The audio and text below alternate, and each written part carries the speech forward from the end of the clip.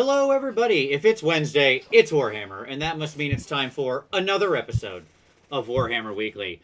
Joining me, as always, my own personal Neferata, giving me -1 to hit perennially. It's Tom. What's up, buddy? Always, just always -1 to hit. Absolutely. You've been Manfred before. You've been Archon before. The last time we did OBR, I wanted to call you my little crotch skeleton, but here we are. I mean, it's a pretty terrible way to spend eternity. Sure, absolutely. Also joining us this week, so glad to have him back on the show, co-host of Trapped Under Plastic, as well as an amazing hobbyist in his own right, Jon Ninas. What's up, buddy? Hey there, Vincey V. Hey, Tommy boy. Hey, family. I am glad that nickname is caught on, by the way. That was like... Oh, yeah. That was an earlier episode. Don't remember what. Folks, if you're not listening to Trapped Under Plastic, I don't know what you're doing with your life. Every other Monday, fantastic podcast that John and Scott, the miniature Miniac, put out, and it's great. You guys are hilarious together. It's a truly wonderful, wonderful podcast. So, and now you're remote, and you haven't lost a bit. Haven't lost a bit. I appreciate the kind words. I feel like we have, but I think the more episodes that we're apart, I think the closer it gets to us being together. Some weird cyclical effect that way I don't understand. Well, trust me, 5 years. This is much better not seeing Tom weekly. So this is, this I've gotten used to it at this point. I wouldn't want to spend that much time with him in person. Oh God, yeah. Have you guys ever done a show in person, like at a con or anything? Yeah. Oh yeah.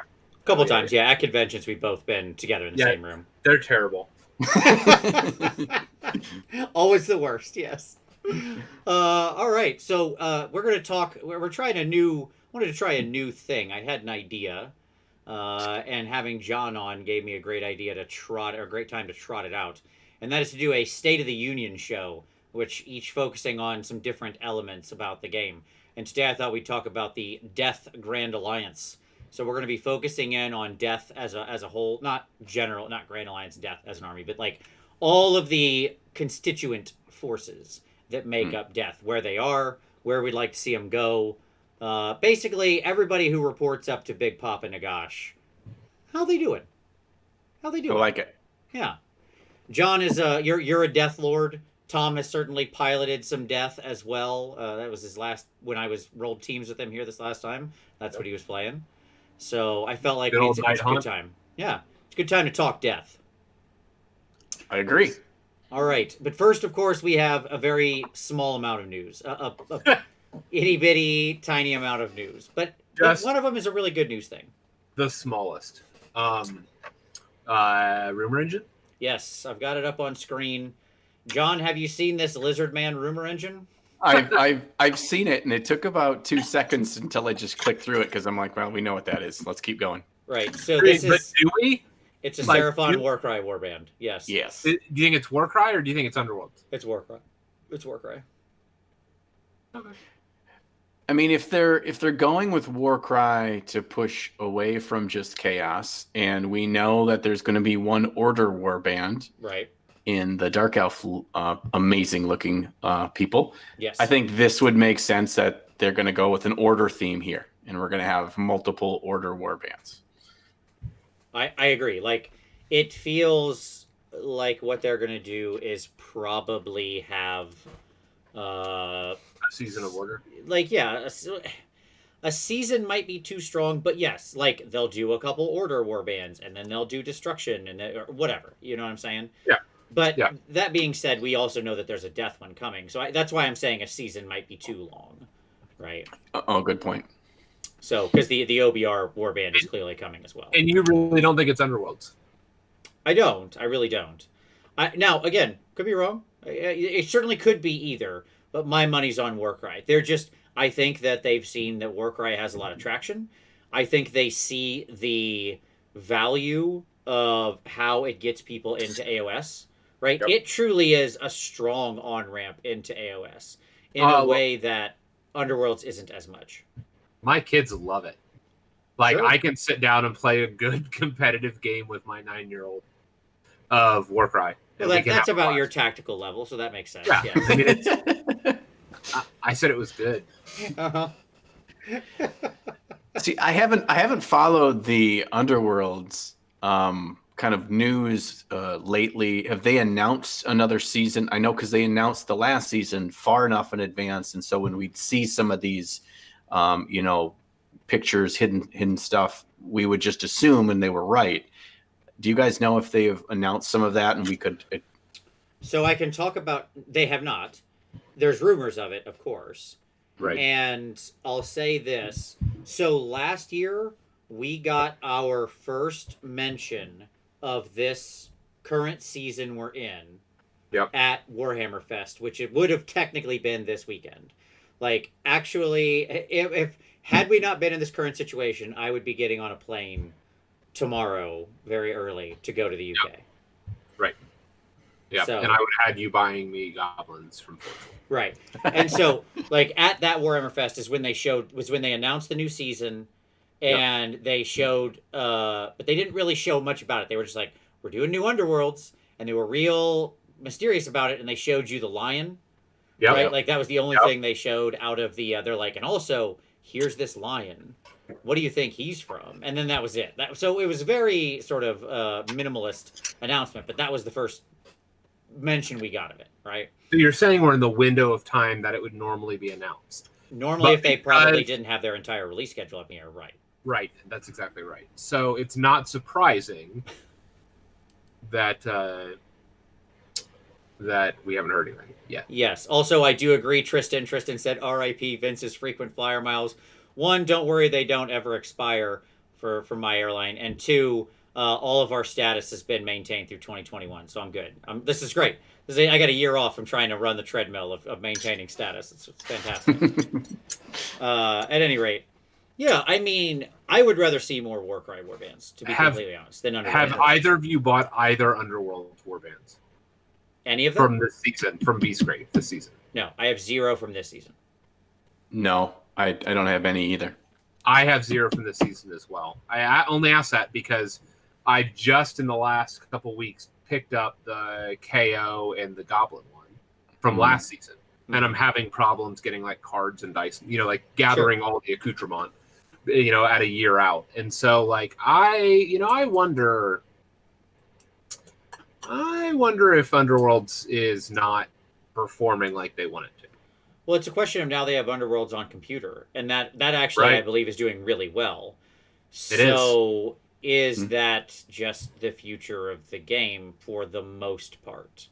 Right. Hard to say, because if they can monetize that to such a level where they can 5x the player base, but get, X less revenue off each time, but it's in perpetuity and requires a lot less factory run of input materials. Yeah, I mean, there's just a lot less design that they have to be doing. Yeah, I don't know.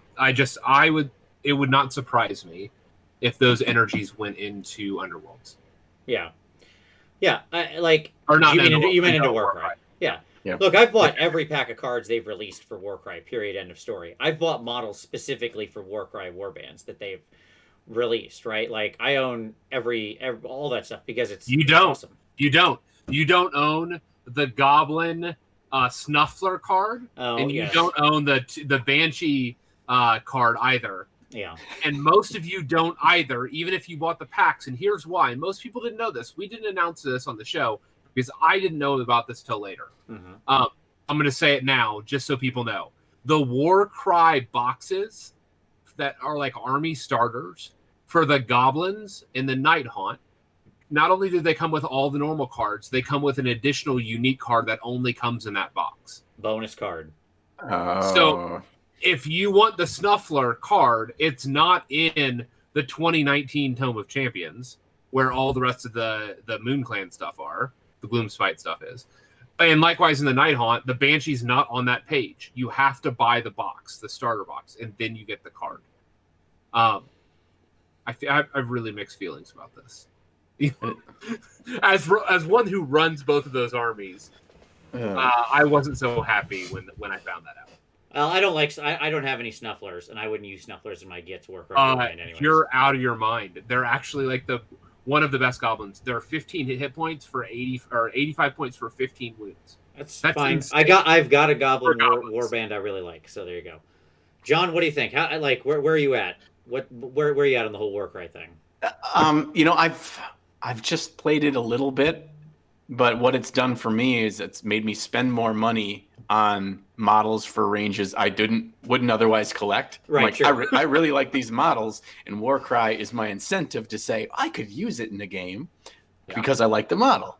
So, I mean, I'm all for it. If there's any kind of incentive to like make your fans feel better about their purchases, I'm okay with that. Whether or not I use it, great. Yeah, I mean, what I will say is this: I'm buying a goblin army. Like, I'm in the process of like acquiring goblins. Like, I'm in. Like, it's happening. And the Gloomspite Warcry box is the only hoppers that I will buy because it's the exact same price as a box of 10 hoppers.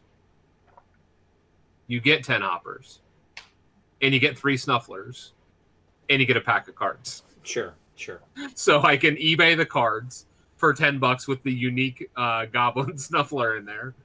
And then I get half a box of snufflers in addition to the models that I wanted anyways. All right. So it's actually a really good deal, as Paul notes in the comment. Oh, there you go. It's they are a great deal. And actually, I am quite smitten with Warcry right now. It's the only game that I'm playing, but sure. I'll talk about that here in a minute. Sure. All right. What else we got? Wait, don't bury the lead, Tom. We've got some big news.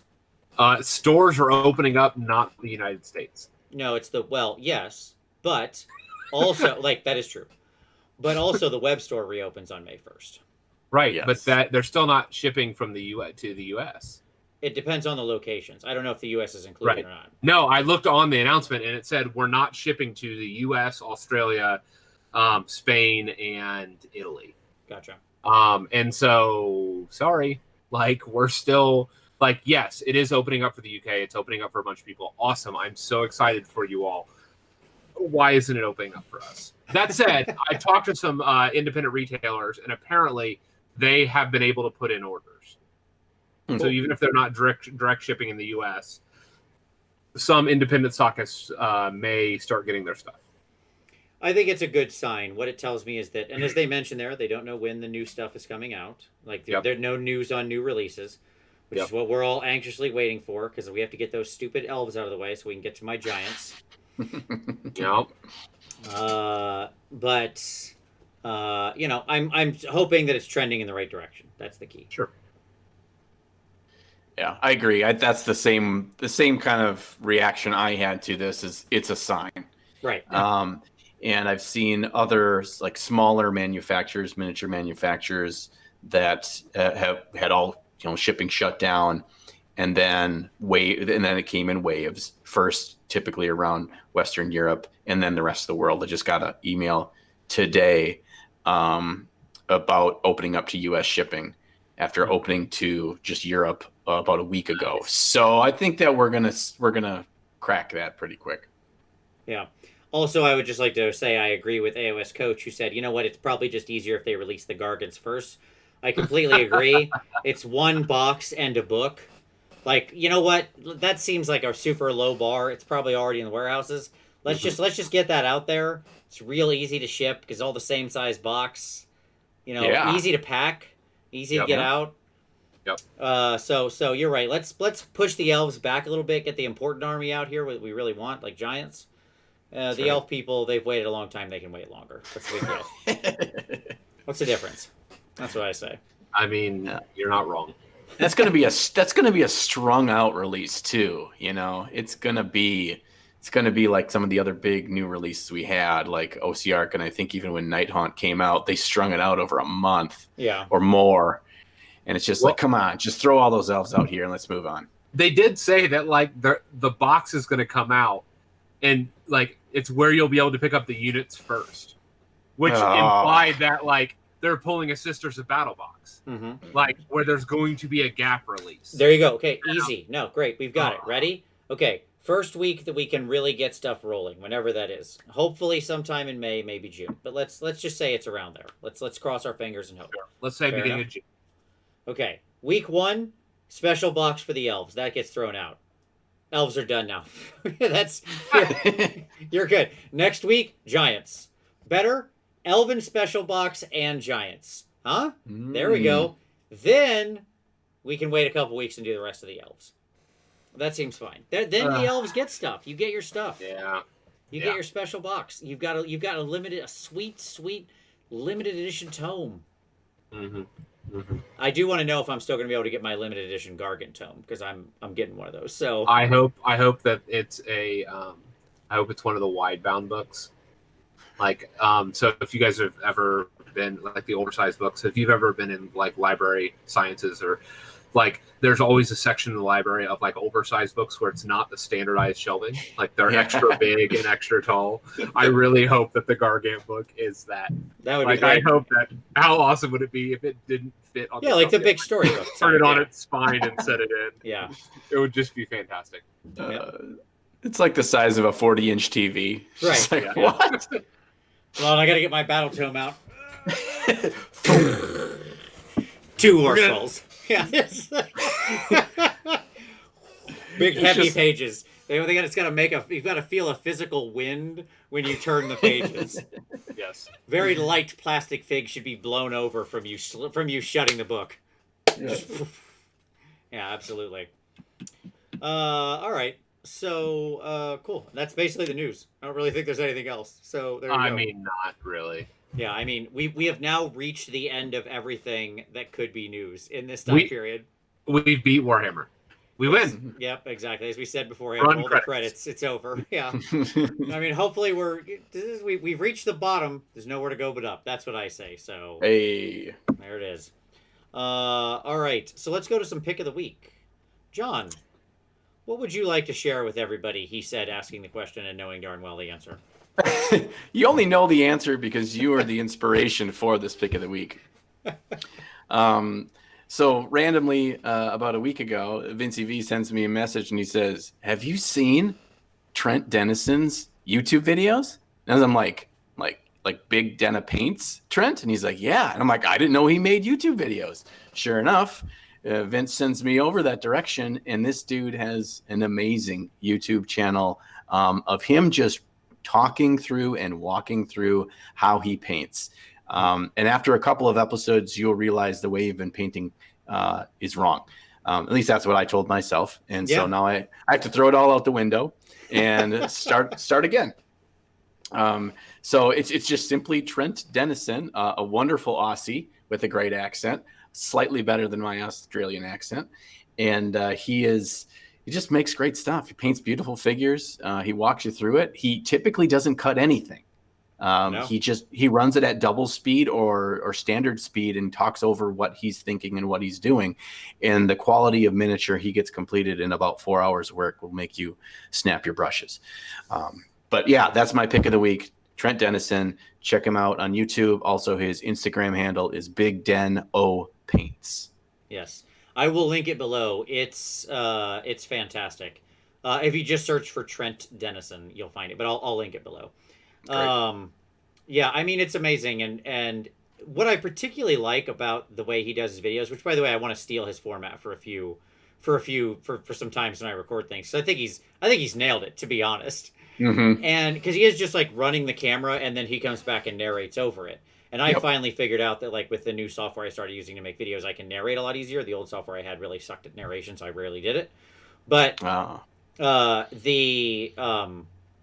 but like what I love is his actual talk track, because he'll be like, "Oh, get back on camera. Oh, you're such an idiot. Way to go, Deno. Way to go." And he'll just like he'll talk to himself in a hilarious fashion, and he's a really funny, engaging guy as he goes. So yes, great pick. Tom, the self-deprecation is a beautiful thing, you know, and it's endearing. We're gonna like you more if you make fun of yourself. So I appreciate that. Well, so Vince, make fun of yourself more. I will try. And like I said, there's no reason not to. I certainly have plenty of reason.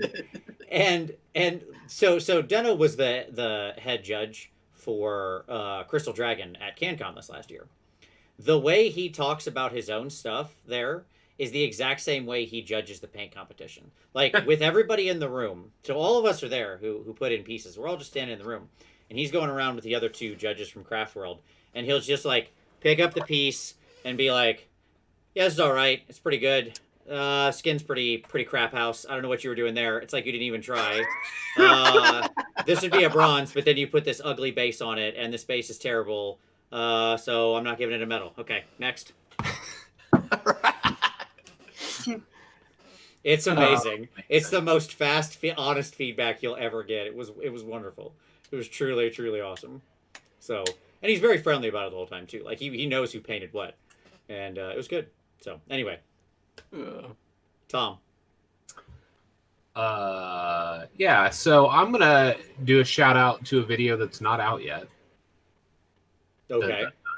Paul Conti, who was on the show last week, was spurred on by our conversations to do a Math Hammer show on KO. And that show is coming along. Him and I have talked a little bit, and I know he's super excited. He's been producing it and running all the numbers and everything. And so I want to promote that video. And so I'll be posting it on Twitter as soon as it is live. Sure. And I'll just link Paul's channel for now so people can go and check it out. Easy enough. Okay, right on. My pick is also for sort of a thing that isn't necessarily there yet, but I'll still shout it out. So our good friend Sam Lenz, painter of great renown and all-around awesome guy, is launching his Patreon this weekend. So wherein he'll be doing tutorials and videos. He's still streaming like he always does, Tuesday to Thursday, 2 p.m. Central. But now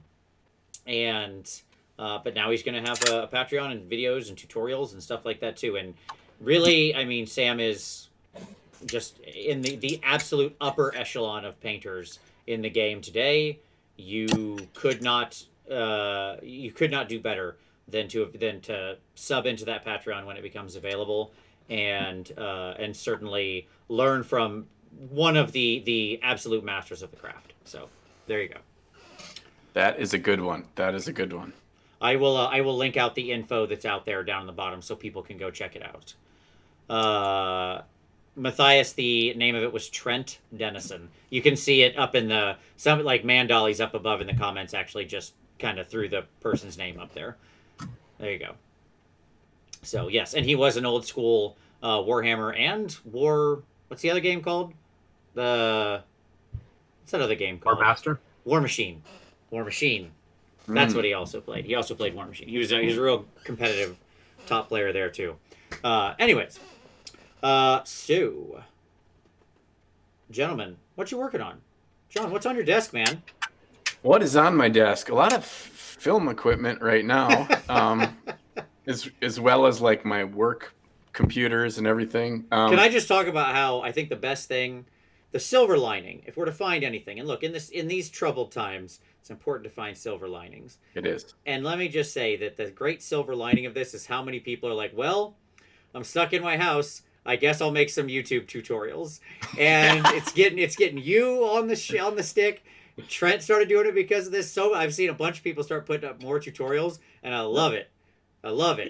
Yeah, it's all these. It's the group of people of whether this is kind of your niche or if there's something else was on your bucket list of things like I'm interested in doing, but just regular life, it just doesn't crawl to the top of the priority list. And so here's like, if you don't do it now, when are you going to do it?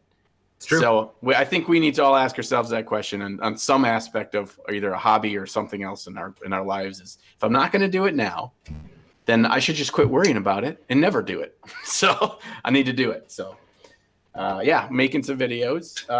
I'm also setting up my OCR Bone Reapers for a paint an army in a weekend challenge. I'm going to do a video on that because nobody's ever done that, especially nobody on this show. No. So nobody on this show happens to have a video that's literally going to publish this Saturday about painting an army in 24 hours. It's impossible. What would be the chances of that? No, I just thought it was a completely original idea. No one's ever done it, so I was going to do it. It's just weird. Dude, you are trailblazing here, my friend. That's what I know. Somebody has to be the first, Vince. It may as well be me. That's a tough army for a 24-hour challenge. There's a lot of detail on that army. Yeah, it's also a no. I also set like stupid stipulations for myself, or no contrast paint, and then I'm going to be using oils and enamels, which is a terrible idea when you're under a time crunch because of drying factors. Well, as long as it's the last thing you do, I suppose, and just be like, there, it's done. You can't actually touch it, but it's done. Anything. It's timing, so we're going from Friday evening to Sunday evening. So I've got to time my oil and my especially my enamel work right before bed, and then hope to God it's dry by morning. Which it mostly will be. I mean, what is dry? You know, how dry? Mostly dry. I bought this stuff. This is Abtelung 502 matte effect thinner. Oh, nice. So when you're dealing with oils, the thicker the oil, it doesn't matter if you. When I say thick, I don't mean how much you gooped it on, but the thickness of the paint right out of the tube is going to increase drying time exponentially. Mm-hmm. So you got to thin it down, and then also they tend to dry shiny. So I'm like, I'm going to try this stuff, thin it down so it'll dry quicker, and it will have that matte finish right away. So it's one of my secret tricks that'll either work great or I will crash and burn. You'll have to check it out. Nice. I am excited, my friend. Yeah. So that's what I'm doing. I'm actually also painting my giant stupid train thing. We saw Tom's giant stupid train thing just before the show, and I'm working on mine.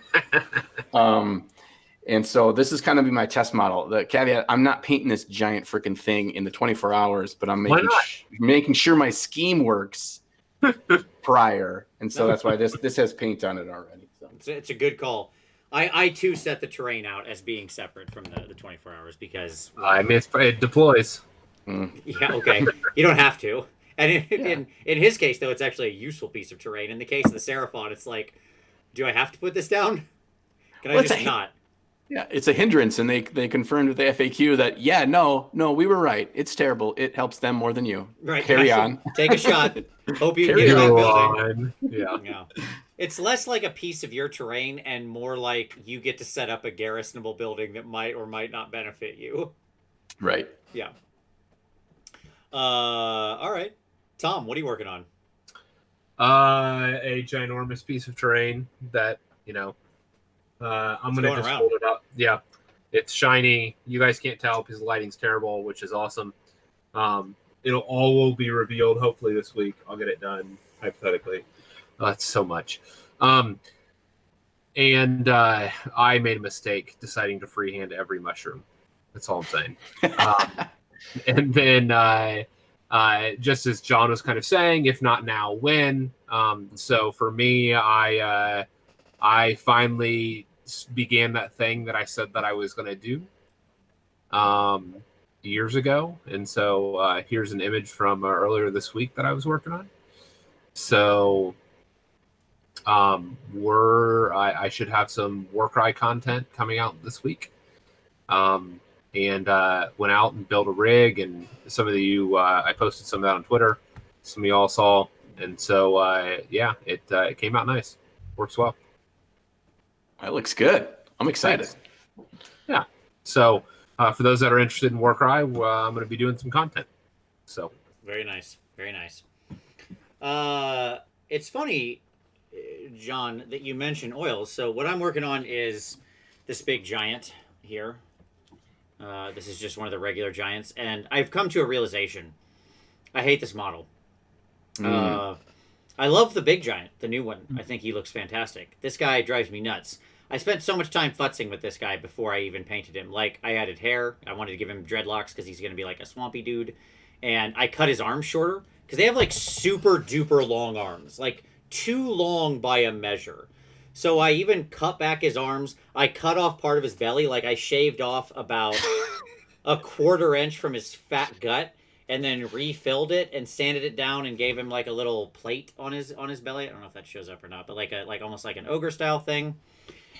And then I did all of that and I was like, nope, I still definitely hate this. And I don't like it at all.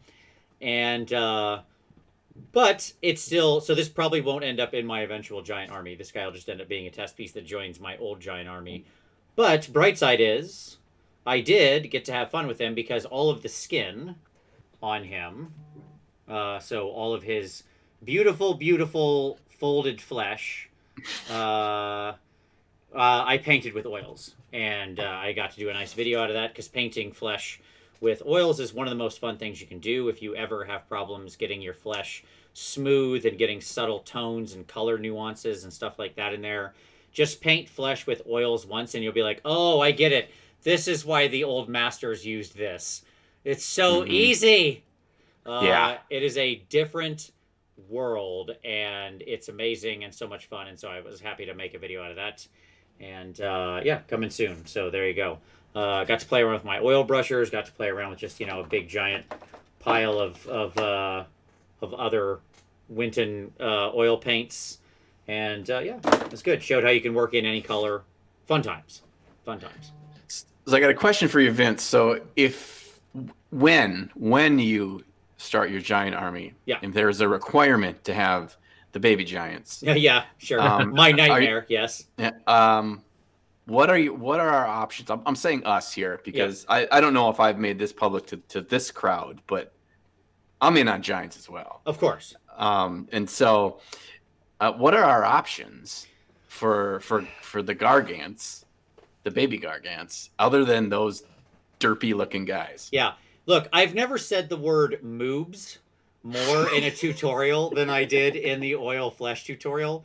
I talked a lot about moobs and moob shadows and moob highlights. It was a major part of that tutorial. And that'll come out sometime next month. But dude,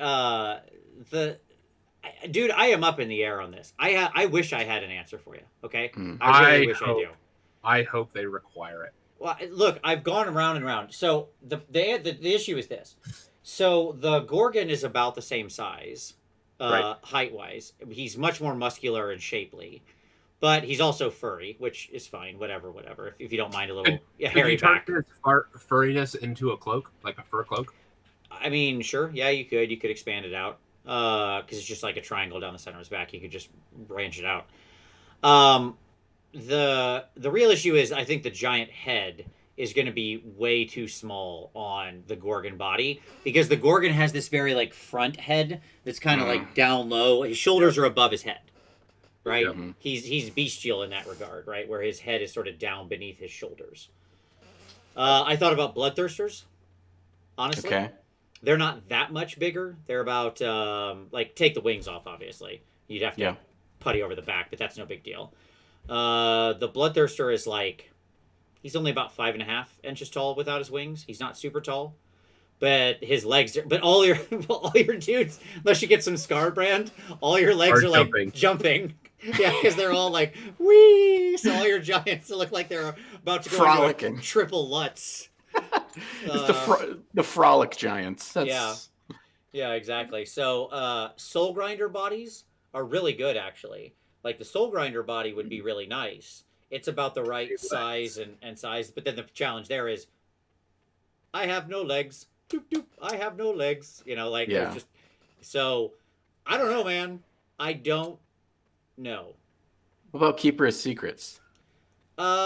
She's quite a bit taller, so she's like. Okay. I mean, you could. There's nothing. She'll still be shorter. If the new giant size estimation is correct, he'll be a head taller than her. That's not a lot. It's not a lot, though. No, so for size perspective, she's about 6. I mean, it depends on which head you use and how tall. Like, if you got the top knot on it or whatever, So she's about 6.5. The giant is 4.5. The old metal giant, like the old, not the Marauder giant, but the old metal giant is like 3.5. He's baby tiny now. So I don't know, man. I'm looking hard. I'm open to suggestions, audience. That's what I'll say. If you out there have a thought, I'm ready. Drop it in. Give us some suggestions. But yeah, it's tough. I think the closest one I've got so far is the Bloodthirster, but you'd have to get your hands on Scarbrand legs as well, because then Scarbrand has the just sort of wide stance. He's not jumping. Yep. And the legs are interchangeable it's the same torso in both kits.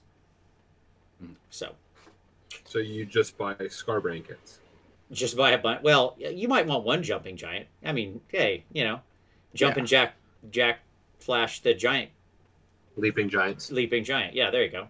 Yeah, somebody asked about the Demon Prince. Yeah, the actual current Demon Prince is way too small. Yeah, tiny. He is a little baby boy. But yeah, oh well. You know what? You know what? I really here was the one option, but they don't make the fig anymore. Did you ever see John? Did you ever see Roman Lapot's Giant Slayer? Like, it wasn't really a dual piece, but it was kind of a diorama where he had the normal sized person, staring down the giant. Yeah. And that wasn't actually a giant; it was a 92 millimeter barbarian. Okay. Oh. It was just an upscaled fig because that's really all it is. Yeah. And the 92 mil fig is actually about the right size. Interesting. Right? The challenge, and like obviously the challenge is not a lot of people work in that scale. There's not a huge selection of people doing 92, the 90 mil models. A lot of 54, a little bit less 75, very little 90. But that was a cool trick. And sometimes those the kind of Norse looking warriors typically are thicker and robust looking guys too. That it feels like it could fit to a giant. Yeah. As well. Absolutely. I like that. That's a good idea. Mm-hmm. So I was prowling Mr. Lee's minis to see if I could find anything, but nothing caught my eye. But who knows? All right. Anyway, so yeah, that's I'm working on this fat boy who's probably going to go on the shelf and I'll hate him, but there he is. He's got a little flag. I'm just using him as a test thing. That's it. It's just a bunch of tests, right? Yeah. Textures, leathers, oil flesh, make the symbol for my army, like tattoos, all that kind of fun stuff. Why not? Why not? So there you go. And my old giant army that's back in the case somewhere will have an extra giant. There you go. All right. Oh, somebody said just find a bunch of 90 millimeter pirates. Yeah. Huh. That's I'm gonna have to be Googling something here. Somebody else talk for a minute. No, I like where your head's at. All right, gentlemen. So shall we move on to our feature tonight? Are we ready to talk death? Sure. All right. Ready. So death is bigger now than it's ever been, right? Because we have theoretically all of the following things going on. We have the Legions of Nagash and Night Haunt, and let's call it Soul Blight. Sure, let's say that's a thing for the moment. We'll get like a half finger on that one. We have FEC, we have OBR, right? We got a lot of stuff floating out there. Okay? Yeah. And obviously in the Legions of Nagash itself, there's quite a lot rolled under that. Yeah. Okay, and yet, it seems like most of Death right now is pretty much FEC and OBR. That's what we actually see played the most. It's what takes up the most meta percentage-wise. And so I thought it'd be good to check in on Death, on the forces of Nagash, and kind of talk about what we see as each force, where we'd like to see it go, what needs to happen with it, and so on. But first off, 40,000 foot overview. Let's do this high level. John, you picked up OBR. You went in hard on it. What are you a big Death fan in general? Was it just OBR specifically? Like, what grabbed you about that army? No, I brought out all my battle tomes. I own and play all of them, other than FEC. I own all the armies and play them all. I liked OBR because it was a new army. That was Death. And Death is the good guys in their own minds. So I love that. But they're just bad to everybody else. Yeah, it's just semantics at this point. If they win, Chaos does lose. So that's exactly nice. That is exactly true statement. All right. In an alternate universe, it would be Stormcast that would be the bad guys, and Death that would be the cover boys. So it's just a matter of perspective, really. I like OBR and I don't like OBR. I like OBR because it makes me feel powerful as a Death player. Usually you're just weight of bodies or keep Nagash alive long enough until they succumb. But it feels strong. It feels strong in a really negative play experience way for me most of the time, though, in that I just feel my rules are just better than your rules, and I just lean on you, and you can't do much about it. And in games that I lose, it's because the restrictions of the army are set up in a way that you playing a certain, rock to my scissors, I just feel like I'm 3 steps behind from the get-go. So there's some frustrating space in OBR, and much of it comes to issues with many armies, and that is a narrow cast in how to play them, and not the flexibility. You have some options based on where the meta goes to develop what with new battle tomes comes a change in meta, and how can my army still be viable and still play in this space because of the flexibility. It doesn't have that. Can I ask a question? Let me. Yeah. I think this is true, but I'm interested to test what both of you think. Is death, when taken in the aggregate, the most frustrating Grand Alliance currently to play and or play against? Most frustrating Grand Alliance? Yeah, not as GA death, but just like when you kind of look around the armies, it feels like every army in death has something frustrating about it. Either to play or to play against. Whereas when I look at other other alliances, I don't necessarily see the same thing. Is that fair, or am I overreading it? I think it's probably, if you're looking at it kind of as a whole, you put your hand in the hat and you randomly pull one out. There are situations where either side of the match could be incredibly frustrating. And a lot of just blind pairings of other armies outside of this Grand Alliance, that's much more of a rarity, I think. Yeah, when I look down the list, I'm like, Legions of Nagash feels outpaced now, and Nagash himself feels really unrewarding to play in it, right? Mm-hmm. Nighthaunt, it feels like you're playing a destruction type army because of your slot machine mechanic, and a lot of the units feel under damaging. FEC still feels like it's still one of the more annoying forces to play in many cases because of just the outrageous damage their main monster can do, and the power of Chalice, and how just like if you don't blow them off the table, you'll just spend the whole game doing absolutely nothing. And OBR is OBR, and for obvious reasons, Petrifex is still continually frustrating. Yeah, and Soulblight is not an army, although we all want it to be. Like, we all want it to be. I haven't heard anybody who's like, oh, vampires are stupid. Now, I'm sure there's gonna be somebody in the comments who's like, I don't really care about a vampire army. But I think there is an overwhelming love of the concept, and people would love a vampire-esque army. Yeah, right. So everything about the Alliance is frustrating to me. Most of the time, honestly, I think FEC are some of the most frustrating games I play. I'll be honest. Yeah. Really? Huh.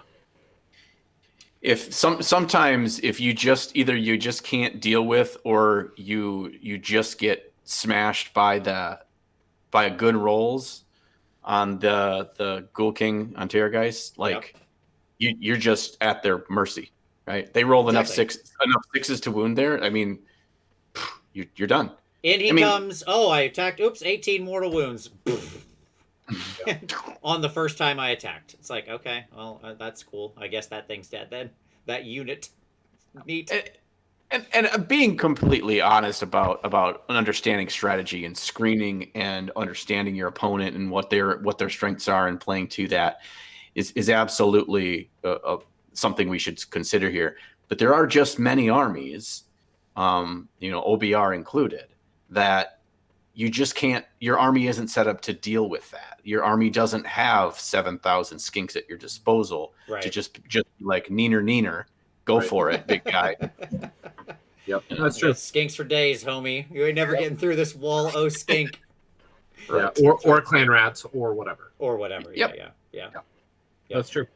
And that's why I traditionally just loved Legions of Nagash. And this is pre Nighthaunt. This is pre Grimghast Reaper shenanigans. Sure. Where it's just like when the world was in a place where I got 2 or 3 40 blocks of skeletons, and by the time you chew through them, I've got myself positioned where I want to be, and then I just bring the 40 back, and that just felt so good. And now they're just the power creep has put this army so far behind the 8 ball that it requires you to have a certain level of rules to back you up for your strategy to be viable. And the rules have passed them by for the army to be viable. That's my thoughts on them. Sure. Yeah, I mean, let's in fact, like, not Can to we jump just off talk about what you just said, though? I want to dig in on legions, yes. So, so Tom, since you haven't got to go, and let's just go straight into the first thing. Go, sure. Tom, dive in on legions. Let's go straight to legions. Yeah, like, I want to lean in on what you just said about, like, yeah, you know, like, you've almost ground through them now. Boop, 40 block skeletons back on the table. Sure. That is not a good play experience. I've played that. No. And so I think that this gets right at what you're talking about, Vince. Like, the army is built around attrition. Mm-hmm. And basically, like, free, like, gimmies. Like, yeah, like, grind. Oh, if you haven't positioned correctly and got people in the backfield and zoned out all of the graveyard markers, the unit's coming back. Mm-hmm. And it's going to come back and punch you in the face. And so it's just this really interesting mechanic where, like, it is underpowered until it's not. Mm-hmm. And so I just have really mixed feelings about Legions of Nagash. Like, I still have mixed feelings about it. Sure, and one would also imagine that one of my issues with that, because so much often rests on that command ability, right? Oh, yeah. And that command ability has to be done by your general. Yep. Mm-hmm.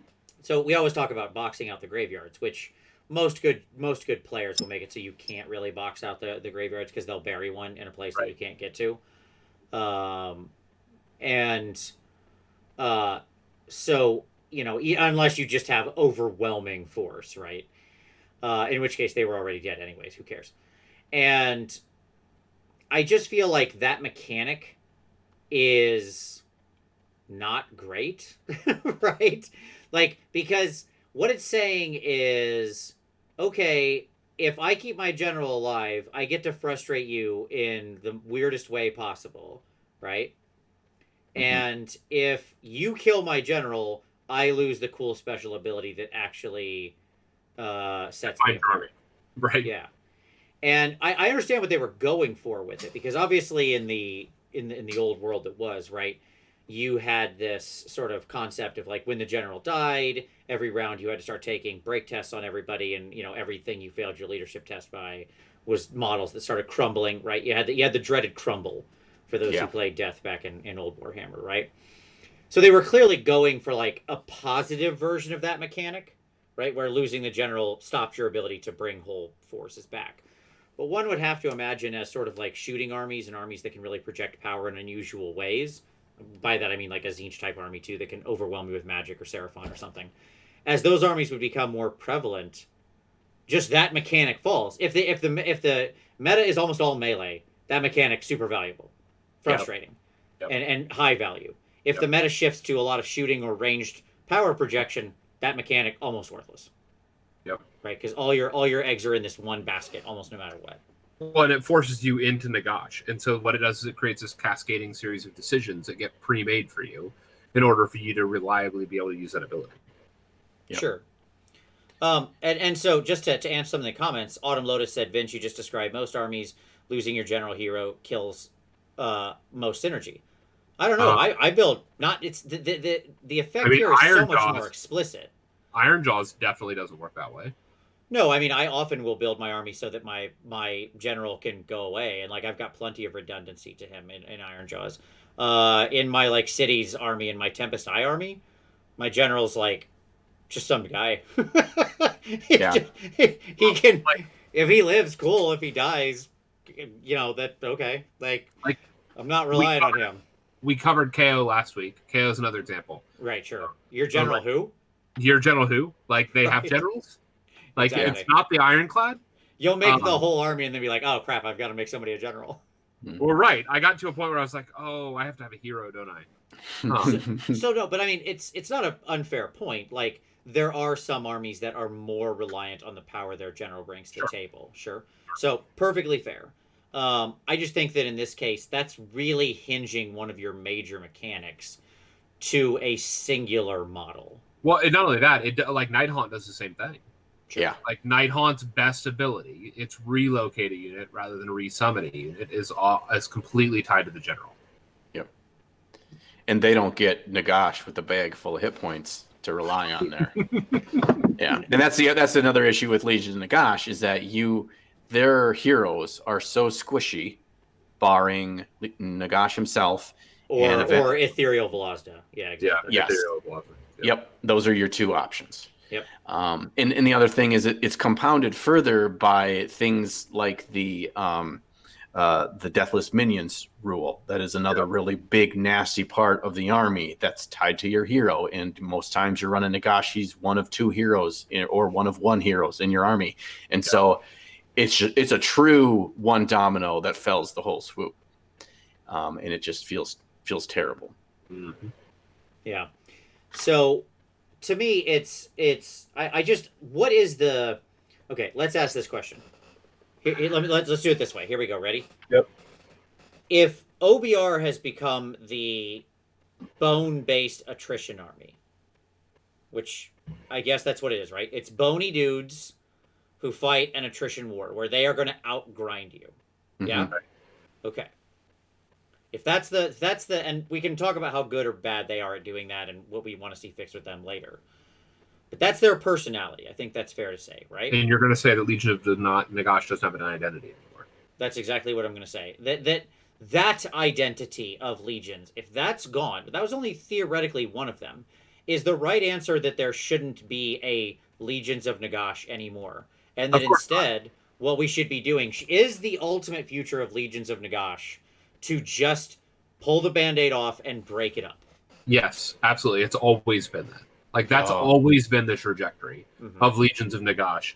That, like, because if you'll remember, the 3 legions that we got with Nagash, that's the first time we saw that mechanic. Sure. But basically, like, 3 army books, like, 1 army book being 3 army books. Like, that's the trajectory. That's where we're going. Sure. And, like, the writing was on the wall when OPR dropped that, like, this is what's going to happen to all the rest of the Death Armies.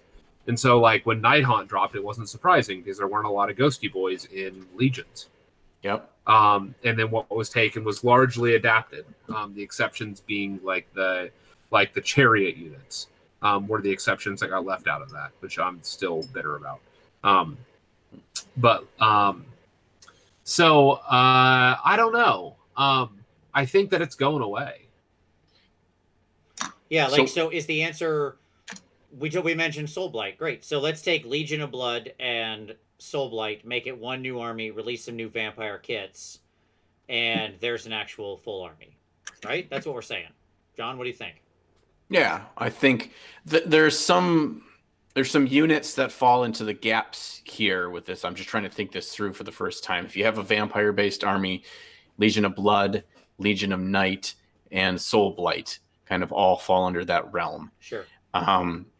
You've got some stuff there. I feel like there's some kind of general army, something where your standard Black Knights, your standard skeletons, your zombies. I mean, zombies can go with vampires, and so can the dire wolves, and so can obviously the bats would. Where does Necromancer fall? It feels like there's Soulblight, and then there's one other thing, and I think that's like the real magic bastards. That's where I think that would go. Yeah, I think that's actually like a partially human force of like a Death-aligned cities style. It's the society of the death cultures. So rather, I think that's what that last thing is. They're the ones that generate zombies because they have the bodies, right? And they're also the ones that are the wizards and the worshippers of the mortal worshippers of Nagash, who will someday become immortal worshippers of Nagash. So that's who that faction. More like thralls and cultists and that kind of stuff, where there's still a civilization type of thing to it. Yep. Yeah. They are the ones who, in one sense, keep death going. Sure. Because they are procreating and providing the food for the death armies. So your 3 designations. Let me see if I split this up. Let's see how we like this. Okay. Yep. So OBR basically consumed Death Rattle, as it were. Yeah, and so like Black Knights are just going to disappear. Yeah, that becomes, well, I mean, that's the question. What do you do with regular skeletons, with Black Knights, right? Do you just kill them? Yeah, or they're 86th. Or do they just end up in... They don't have to, though. they could end up in these other armies as just, Well, let me say this. I could see regular skeletons being in the human army because, again, human armies would generate skeletons. Sure. You can keep that stuff around, right? You bring them into OBR and we solve all of our issues with numbers problems. That's mine. Sure, just bring them on in. Come on in. Water's fine. So you've got, because Archon and Nagash showed up along with Big Krakatoa in OBR. So okay, that's cool. They can belong there. And then I think Nagash ends up more than one place, no matter where they go with this, though. Yeah. Well, let me talk about Nagash at the end, because I totally agree with you, John. I totally agree. We get a new vampire army. That's what, like, I think that's the one that, does that have the human courtesans in it, Tom? I mean, maybe because you need humans to make vampires. So possibly is the answer. I watched Castlevania Season 3. It's all about keeping humans alive. Yeah. I think there's a value. Like, I still want them to revisit New Lamia. I know a lot of people don't, but I think that's what's fascinating to me. Mm-hmm. And I think the Nephrata is the natural gateway to that. And you could bring in some old TK elements, and you could bring in some, some of the stuff that just doesn't fit elsewhere. You could create a new culture, right? And that would be interesting to me. I don't know that they would do that, but because like Manfred seems to be your vampire guy. Yeah, well, I don't know. Here's the thing. Here's how I'd break it up. I mean, I understand why you're saying that, but at the same time, Neferata holds the distinction of the first vampire, right? Okay. So you take Nephi and human courtesans and court, and you make it like the army has the feeling of spies and infiltration and sneaky tactics. It's the sneaky army, right? Yep. And that we launch off as the new Legion of Blood, right? / Soul Blight. It has Blood Knights and stuff like that in it too, so it can do all that. Which obviously the Blood Knights get a new kit. It's the Courts of Blood. The Courts of Blood. There you go. Yes. Spelled Quarts. Yes, exactly. And then what we do is we take all this other junk. Okay, so regular skeletons, regular zombies, dire wolves, bats, all what I'll call Death Classic. Okay? Yep. And Death Classic goes under Manfred. And he's the one who has, because he was always more associated with like bats and wolves and zombies and stuff like that anyways. So like I'm not pulling at nothing here. That was his trick. No, he's the Mortarch Knight for a reason. Sure. And that army is ambushy and like it is now, and it's the horde. It's the current, it becomes the very horde version of death, right? And it takes zombies and makes them actually useful in some way, because right now they're dumb. We get a new zombie sculpt, right? And it's about sort of the carpet, just like wolves flooding and bats swarming everywhere and zombies overrunning the countryside, right? And like that's the power of Manfred. His army is the swarm that just comes in from all these different table edges. No, it's a giant wave. It is as finesse as a tidal wave, right? Of low value, high bodies. Just sounds like Manfred to me. Exactly. Yes. Just tons and tons of dead stuff sweeping over everything. Manfred is just like the throw the kitchen sink army at it, right? And then the armies all kind of have a very distinct personality there, right? Yep. I like that. Yeah, I like this. I wasn't expecting us to go down this road. I like this. Yeah, but I didn't think we were going to get this deep into it. But this came about organically, and I like it. I could see that being two distinct sides of the same book too. I could see them not wanting to do two separate death releases that are both like, what? This is vampire, but that's also kind of vampire. Sure. Can we talk about Night Haunt? No, they could do it. We'll get to Night Haunt in a second. Yes, I do want to talk Night Haunt. But you do it. I got John. Once again, you're this MF spitting right here. You're dropping some hot fire, okay? Because you're right. It's a War Clan style book where you have two completely individual forces, but they're both led by vampires, right? Right.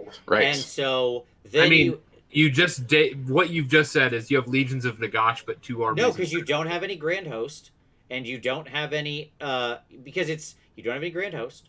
You don't have any of the whatever. I can't even remember what the other one was. But I don't remember the third one. Sacrament. Thank you. The Legion of Sacrament. Yeah, you don't have that. Okay, and instead you get 2 distinct forces with very different units. Right. The point is they're not overlappable.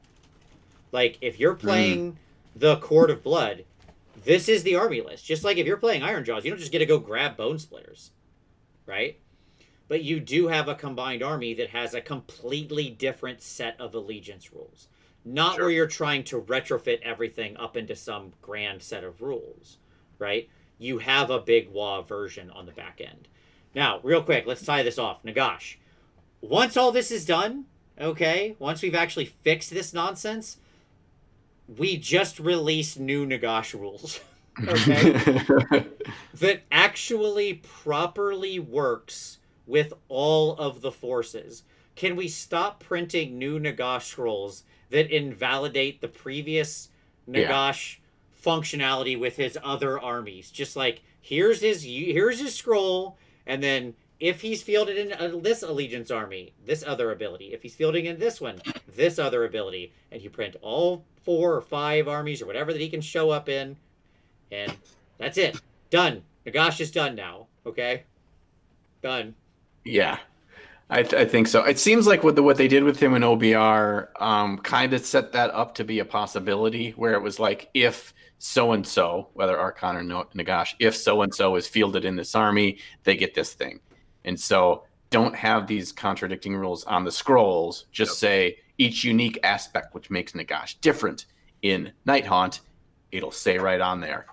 Yep. And in Nagash being in Nighthaunt would change a lot, make that army a lot more interesting right away. Oh my gosh. Right away. But yes, I agree. And I think that's doable and simplistic enough where they can pull that off and not be the convoluted mess that it is right now. I want to shout out a good idea. Our good buddy Caleb Walters here in the comments said, I would like to see a Horde army on larger bases, like 30 zombie models on a 100 mil base. Less bases, more like a Walking Dead Horde. That is actually, as I first thought about that, I was like, I don't know, would that work? And then all of a sudden it clicked to my head, yes, of course that would work, Vince. Stop being stupid. Think of Spirit Hosts, right? Spirit Host is the great example. So like that actually, I think Caleb is onto a great idea here, because that could be how you actually differentiate zombies from skeletons in a real way, right? Like skeletons remain the same thing they always were. They're little dudes with swords and shields, and they're on a 25 mil base, and yada yada yada. Great, they're like little Horde troops. Cool beans. But zombies have and always are best when they're like a horde of zombies, right? That's the cool. So you're saying they go back to old school Warhammer Fantasy Battles movement tray rules? No, I'm saying they become Spirit Hosts, but like at a bigger scale, because Spirit Hosts are on a 60 mil. Is that right off the top of my head? 50, I think. All right, whatever. They're in something in that range. I like the idea of having like horde of zombies, 100 mil base. That's a pretty decent sized base, and it would represent just like a chewing mass of them. That, by the way, does restore itself every so often. So the idea of like returning wounds becomes much more easy to mitigate because you don't have to balance like a single model coming back. What's returning a single model versus healing? Like, nah. Horde o zombies. It's no different than Horde of Nurglings. Does it have a degrading chart, just like a monster? Oh. We killed 15 zombies, 15 hit points have lost. There's less scrapes coming at you now until it heals more back from the dead. I'm saying yeah, totally, absolutely it does, because that would let you make it more powerful at the top end. Yes. Right? If you put a degrading chart on it, the 100 mil that represents like, 30 zombies or some mass of zombies of twisted flesh and writhing jaws, like, because it doesn't have to be 30 zombies. It could be, some of them are just torsos, some of them are like a head and an arm crawling along the ground and just creeping claws and feet that are running along kicking at you, like just classic zombies, right? And that horde could be actually really, really scary when at full health if it had a degrading profile, right? And then it has a self-heal. Yeah, the more it kills things, the more it heals. I want this so bad right now. Dude, Caleb, you've cracked a hell of a nut here. Yeah, A+ on this idea. See, we're crowdsourcing this.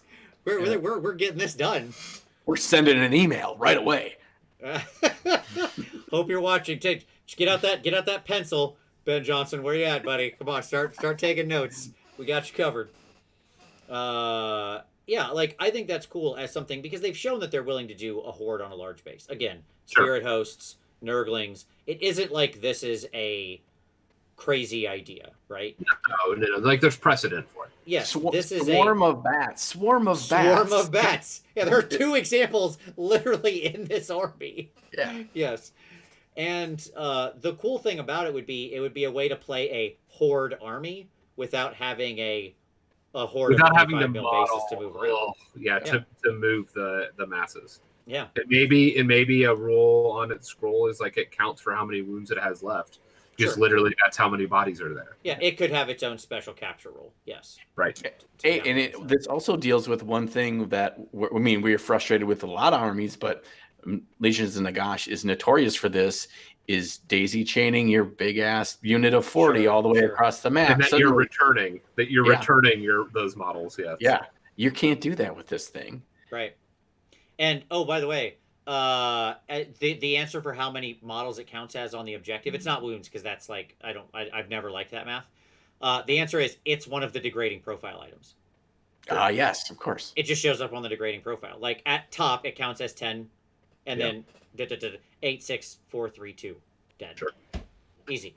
See, look, boom, cracking these nuts. Okay. And can we have like an undead ogre that if he's within 3 inches of the zombie horde, he can do D3 damage to them to use a range attack that he chucks them across the field. Just throw some zombies at people. Sure. Yes. Yeah. All right. As a side note, I would love to see some undead of other distinct races. Yes. I think would be sweet. The old Legion of the Damned or whatever it was out of Dogs of War, where you got like a lizard man skeleton and a elf skeleton and a dwarf skeleton and so on, was like the coolest thing. So anyway, all right. Well, we've solved Legions of Nagash. Done. Okay. Because right now it's problematic. It's been outpaced. It needs love. I think we all agree on that. And it's one of the old books. Like it's one of the first edition books. It was the first second edition Correct. book. Again, like let me say this though. Like I've pointed this out before. Let me point it out again. The binding is different. Yes. Like yes, the logo is the same of second edition on the top, but the hammer at the bottom of the binding is different on 4 books. Yes. Legions of Nagash, Nurgle, Doc, and Ideneth. Yep, sure. Those 4 were the 4 books that launched the new logo, but weren't in second edition formally, and that's represented by the hammer. Yep. No, I get it. I understand. I'm just saying they were very clear that they built those looking forward to second edition. But yes. Sure.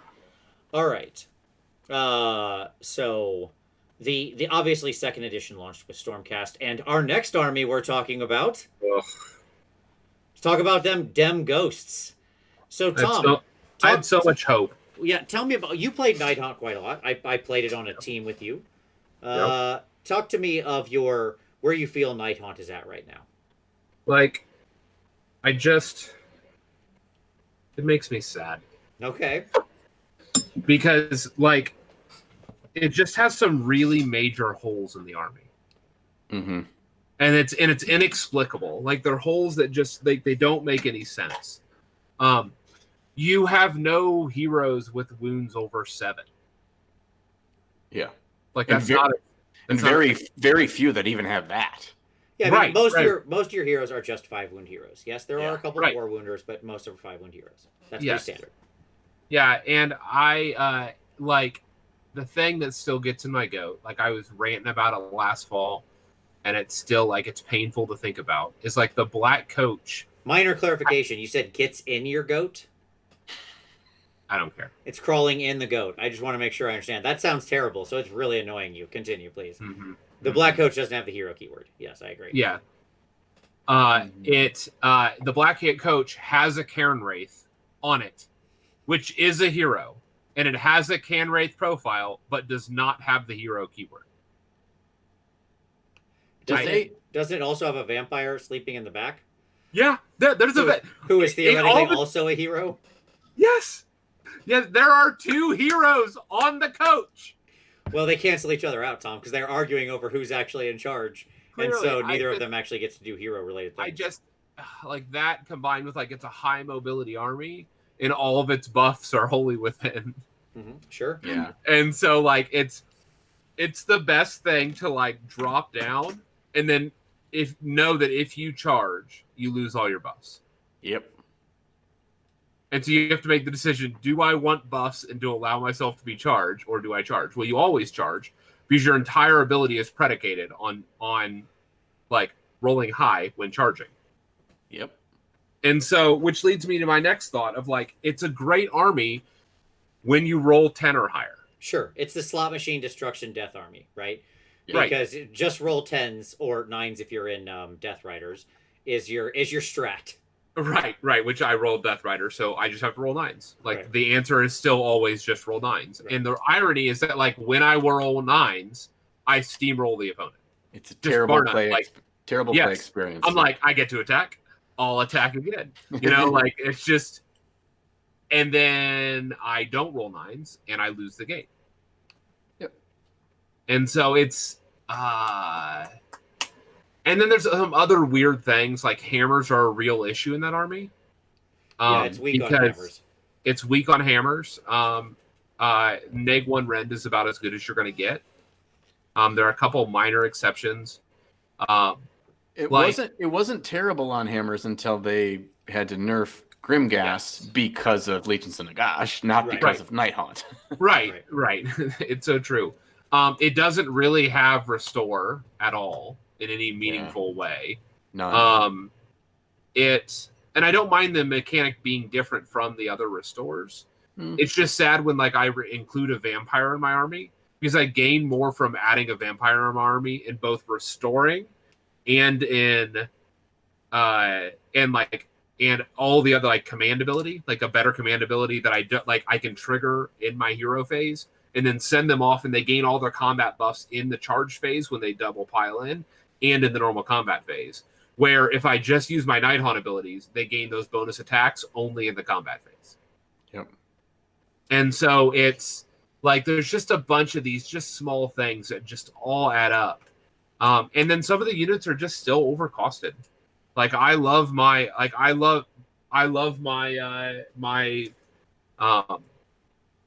blanking on their name. Hex Race? Hex Race. I love my Hex Race. I knew where your head was. 15 painted, 5 more converted. They're not worth their points. They're still not worth their points, even after a 20-point drop. They're just not. I think if you were to say what's the main issue with this army, if you had to pick one thing, I would immediately go to they way overvalued in price cost the cost of immune to rend. Yes. Because they made this army valued at that being like OBR level of defense. That's how they valued it. That's how they pointed stuff out, and that's how they balanced all the other offensive side of it and made it just a limp noodle. It was just terrible design. Right. Like, let me point something out. So Boyne Grot Bounders. Sure. 10 wounds. Yeah, 10 wounds, yeah. 100 points, 10 wounds on a 4-up save. Sure. Versus the Hex Wraith 140 with worse attacks, worse ways to do mortal wounds. Right, sure. On 5-ups, and they have to move across as opposed to just charge. And worse attacks and 40 points cheaper. The mobility is greater, and it's an unrendable 5, and it has a 6-up after save. But come on, like, it's not 140. It's just not. No. And you're not seeing the boingers running all over the meta. Like, it's not like you're talking about a really powerful unit here. Yeah, right, exactly. I just, I just, so my critiques would be this. Like, I love my Nighthaunt. Glaive Wraith Stalkers. What are they doing? Yeah. They've been in the game as this weird unit that everybody has models like falling out their yang of Glaive Wraith Stalkers that do nothing, that have no role in the army, that have no function or purpose. Maybe they're chaff at 70, but why do I grab them as chaff when I can just grab 10 chain rafts at 80? Yeah, sure. they're probably the most obsolete unit in the game. Yes. They have no value anywhere ever. Yes. I have seen people use them as conversions to turn into Night Runners and Gutter Runners in Skaven. So that feels like a value. Right. There's a value for your buy. That's the point. Yeah. Like they don't have an inherent use in the army. And so I really struggle. Like I think the hero problem is a real problem. Mm-hmm. I think that it's resolved by a couple things. I think it's resolved by letting Nagash come in to the army. Okay, well, hold on. Let's back up a step here, because I like maybe not on Big Papa Nagash gets to join all of his forces. I don't care if he does. I don't care if he doesn't. Sure. But like, because ostensibly there's a new Nagash scroll on the other side of this, and so he could be balanced accordingly to make sense. There's always a new Nagash. It's always a new Nagash scroll. Yes, it's like it's as sure as death and taxes. Yes. So, well, it is right there in the name. The only two sure things in life are death and taxes, and by death, I assume they meant new Nagash scrolls. Yeah. So, here's my question. Yep. At a fundamental level, why do Night Haunt have the slot machine mechanic of the charge? What is fundamentally Night Haunt about that ability? They're sneaky, and so they go boo. And they surprised you with a set of attacks. Is that what it's meant to be? I don't know. I don't know either, because most armies, I can, like, when I read their allegiance abilities, I go, oh yeah. Yeah, I get what's going on here. Right. Like, I get it. Okay. I see what you're on about there, right? What? Is it that they're just floating up from the ground? Is that this the kind of their thing where they're there and you don't know they're there till they float up from underneath the gravestone? It's their surprise attack is, I think, what they're trying to accomplish. But I don't know that getting that bonus on charges is accomplishing what they want to communicate. True. Yeah, especially on a random roll, right? There's no way you could play into that where you've, like, hidden your ghosts beneath the ground and then they pop up and boo and get you. You know, that's not what's happening. No. They're 3 inches away. I just rolled an 11, right? Yeah. No, the way you do it is say if they charge in a turn that they set up, they pile in at the end of the charge phase. That's the way you accomplish it. I just I don't know that they need that. Let me be honest with you. I'd rather see real allegiance. Like, I'd rather strike that one out. Like, if you were giving me carte blanche over Night Haunt, okay, and I'm sure this would hurt, but I promise you I'd give you something in recompense. I would just strike that out of the book and then give them different allegiance abilities that are more focused on actually being ghosts. So sure. I mean, as long as it lets them win, sure. Yes. But the problem is because they are dependent upon that ability to win.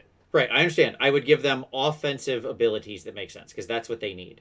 I think in general, the problem we're putting our fingers on here is, one, even as anvils, they're often lacking. Like, ethereal doesn't carry enough weight, right? They should have army-wide mortal wounds on 6s. And I don't know that that's wrong, by the way. I seriously don't know that that's wrong, Tom. Like, that was a classic piece of ghost design, right? Was that when you rolled 6s, you got a free mortal wound out of it. Yep. I don't think that might be... You might be exactly correct. Like, get rid of the charge and make it so anybody in the army, any attack they make, universally, if you roll a 6 to hit, you deal a mortal wound. But there's a lot of war scrolls then that need to be revised. Sure. Well, we're rewriting the book, right? Yeah. So, okay. But doesn't that feel more ghostly? Like they're actually touching. The idea of that always was that they hit you well enough that they actually get a hold of your soul. Yeah. And pull it out of you. Like, that one connects, right? Yep. Yeah. Your physical being is not what's impeding them. Their ghostly hand goes right through armor and touches your soul. Yep. Yeah. Doesn't matter what you're wearing. Exactly. It also feels like the army should have a lot more free retreat and charge. Okay? Mm-hmm. Because they're just not bound up. Like, they don't care that you just charged their ranked lines. That's what? Who cares? We're ghosts. We'll just leave. Right? They'll just go float into the ground and then go away and pop up somewhere else. That's what ghosts do. They're ghosts.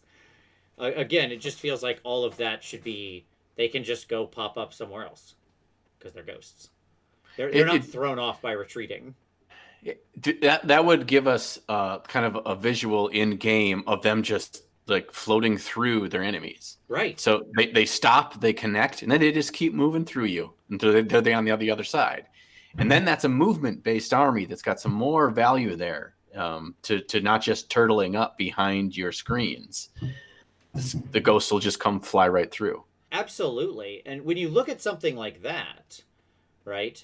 When you look at like a bunch of mortal wounds getting hit on this, yep. plus the very, let's be honest, that would be a huge amount of mobility, right? And we know mobility is the most powerful thing you can get in this to win games, right? Right.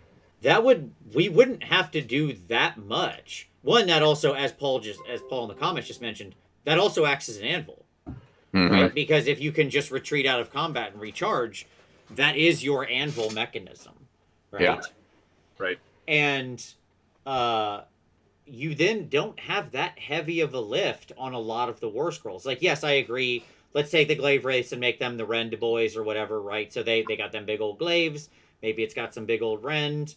Maybe we do some stuff with the I can't even remember their name. The alternate banshees. What are they? Like, they're so not played, I literally can't even remember them, but they're so cool. Like, the Dreadscythe Harridans. Dreadscythe Harridans, yes. Maybe Yeah.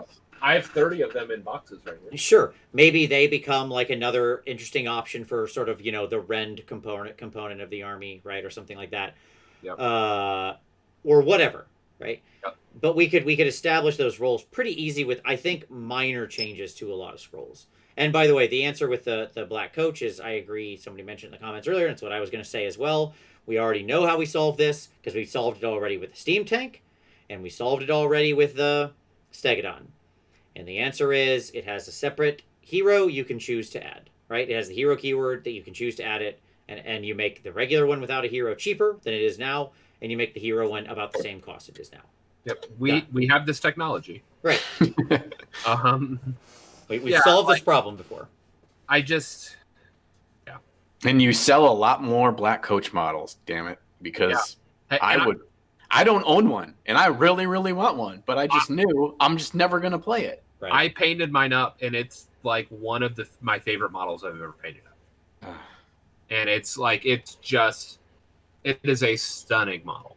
And actually, like, it does work, so don't misunderstand me. Like, a lot of people poo-poo the Black Coach, but I don't know that I would ever take Nighthaunt out without it now. Simply because it does things that nothing else in the army does. It's one of the few solo operators that once it ramps up just a little bit can shoot across the board like 20 inches and actually hit something and be kind of on its own and still effective. Right. Like, I ran mine 23 inches across the table in turn 2 with like a auto run 6, and I was within my pendant, my +3 move pendant. And it literally, like, it was in game 5 of Havoc last year, and I needed to like free the general. And so you had to get like one of your models within like this bubble that in this scenario for their unique scenarios. And like, I was like, can you hold this tape measure? Tell me what that is. 20. Oh, awesome.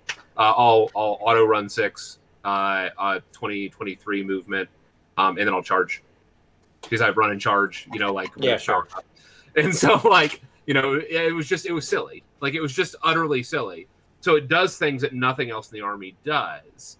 It's not super hitty. Like, it's not like a train, it doesn't hit like a Mack truck, but it kills things.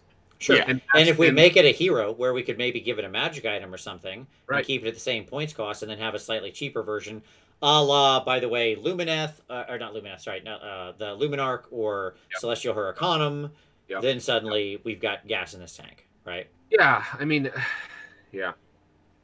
I love the army. Like, I want a reason to paint more of them.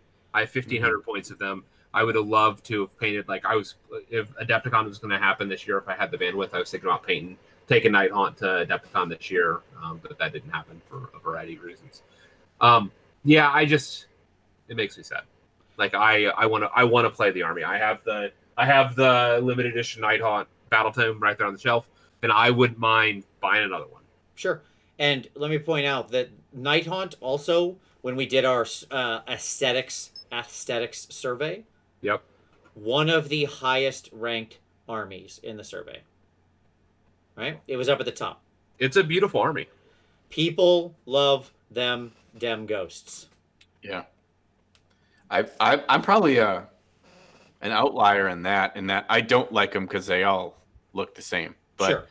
The models themselves are beautiful, and the sculpts, I love them. But when you have all of them in front of you, and you know I've got that many built, they all kind of look the same at about the 1 foot distance. Sure. We ran into this trap last week, and so I want to back out of this and say the army is perfectly playable in its current state. Right. Sure. Yeah. Okay. Like I took it to an event and we did really well. Yep. Right. Like it largely did a lot of what it needed to. It didn't have all of the new bells and whistles. There were definitely gaps, and I had to work really hard to like shore up those deficiencies. But but to be like to really be able to compete with the army, let me say it that way. But it's playable. Absolutely. So like if you have a Nighthaunt army, don't feel bad about that. No. Like I think if what you're we're really doing, talking about is refocusing. Yes, if you're doing competitive, like if you're doing friendly tabletop games, basement games, local club, it'll play fine. It'll kill things. You'll have fun. A lot of what we're critique here has been on the more competitive aspects of it. Mm-hmm. Yep. So hear me there. It is a great army, and it's a fun army. It has some holes that it would better compete if it was fixed. Sure, I'm with that. Okay. Cool. All right. So with our ghosty boys out of the way, so we've solved legions. We've solved. I would argue Nighthaunt's in a better place than original legions. Let me just say that. Okay. You really think so? I do. I really do. I think Legion of Grief's in a better place than both of them. I think you're probably right. It's a fair point. But which we're going to discount because, like, I don't want to. I don't want to get into Legion of Grief. I agree. What if that just became the new Nighthaunt? Sure. In some way, like just reflavor it, take some of the stuff out of there that makes sense, make it all work, done and dusted, right? But again, the part of what Legion of Grief is doing is pulling the graveyard mechanic, and what I'm partially suggesting with Legions is we jettison the graveyard mechanic, right? Sure. So sure, is the short answer, I guess. Okay. So now let's flip to the other side of this coin. Okay. Let's talk about them. Actually, who do you want to start with? John, I'll leave this to you. We starting with FEC or we starting with OBR? Who you want to hit first? Let's do FEC. So we're kind of going in reverse order, the way my brain is going. So let's go FEC. Okay. Flesh Eater Quartz. Things I currently love about this army. It is an army you can play with 5 models. That's super cool, right? And the 5 model version is not the most powerful version of the army. That's not actually the broken version, right? Mm-hmm. It's just a interesting, fun version. That's still competitive. That's still competitive. Yeah, absolutely. I'm like, just saying that's not play and win games. My critiques of the army are not going to where I think that there's stuff that's still out of whack is not the 5 flappy version, is what I'm saying, right? Yep. I like playing against the 5 flappy version. I've a lot of fun. I've played 5 flappies a couple times now, and I actually really like lining up against that. The most of FEC I really like. That is to say, I think Blisterskin and Morgaunt and sort of unaligned unchosen, whatever their thing is called. Played Morgaunt though, like the 200 ghoul Morgaunt. Have I played against it? No, but I've watched it. I have never played somebody playing Morgaunt. I will be honest about that. I've played Blisterskin. I've played Gristlegore many times. Famously, Tom McClure ran Morgaunt quite a lot. And I was petrified. Yeah, it's amazing. I mean, it's just like a wave. But, he's fast. As long as it's a responsible player, I have no issue with it. If it's somebody who's, like, being really annoying moving their models, it can be bad. But it's fine. Tom's a great player, and he's really good at getting his ghouls around. So Tom McClure. Yes. One of the nicest, greatest, most fun people to play against in the Midwest. An area of the country that has a laundry list of amazing players. So I like all that. I like that the army actually has a pretty steep learning curve. and yes, I'm using that correctly. That means that it's easy to learn the army. It is something you can pick up and play with. It doesn't require you to like really understand deep synergies. You do kind of just have big hammers you can throw at people. I like all that. Things I don't like is the Gristlegore guy and the associated sort of stuff that happens there. The way their command abilities trigger, where it's like, well, I'll just fight twice. Oh, you killed me? Somehow first, it doesn't matter. I'll still fight twice.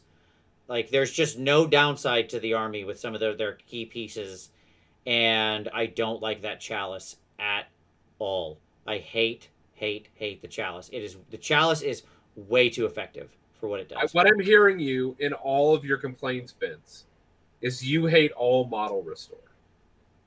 Because everything that you want to remove has to do with putting models back on the table. No, not necessarily. Like, again, I'm saying I've killed it. Like you mentioned, because I said kill the graveyards. Yep. No, I want to see I just talked about like restoring tons of wounds to zombies, and like I just want to kill the graveyard mechanic. I want to spread out. I want to see the dead people bring lots of other dead people back. 100% I want that. Okay? The chalice is just way too effective at what it does in that army, at just like, oh, your kumquat, your Ghoul King on Terrorgeist went down to 1 wound. Chalice fires off. Nice, fine. Yeah. It's true.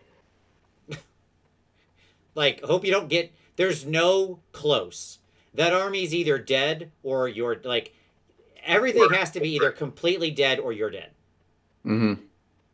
And that makes it really, really hard for some armies to play against. Now, ultimately, competitively at a high level, I think it's probably fine. Like, that is to say, I don't think that FEC has clearly fallen from its height. It's not the most broken thing around anymore. So you're saying it's actually problematic in the casual setting, not in the competitive setting? 100%, yes. And even still a little bit, probably, in competitive, but not hugely. It's at 53% as of the last time we had tournaments. That's still certainly within a reasonable area. That's in the fat middle, right? Yep. So if I was going to take, I would be happy to give into some other things, right? Sure. Yeah. Would you consider it at this stage in a similar spot to Ideneth as a gatekeeper role for the upper tiers? Yeah, because you have to be able to handle something that's going to come screaming into you and do like an overwhelming amount of damage. It's still, to this day, a year later, that's right? Yeah, a year later. It is still like the gold standard of hammers. When you try to think about what your anvil can stand up to, it's the go-to example, right? Can you handle this thing plowing into you and doing like 24 to 36 mortal wounds in a turn? Because that is legitimately possible on 2 pile-ins with a Black Hunger or whatever it's called cast on it. So it's deep and rerollings, yeah, and rerollings, yep, right. And the answer to most people is just like, well, no. Right? That's insane. I have Hearthguard, of course. Sure, yes. And most armies just look at that and go, no, that thing just kills whatever it wants every turn. And yeah, sure, sometimes you can chaff it if you're the army that has a lot of chaff, but sometimes you can't. And then you've still got to go kill that dumb thing, right? And you go kill it with something and it's going to go, cool, now I attack you twice. Nop. And kill that unit. Right? Yeah. It does all of the things that you've just said. Right.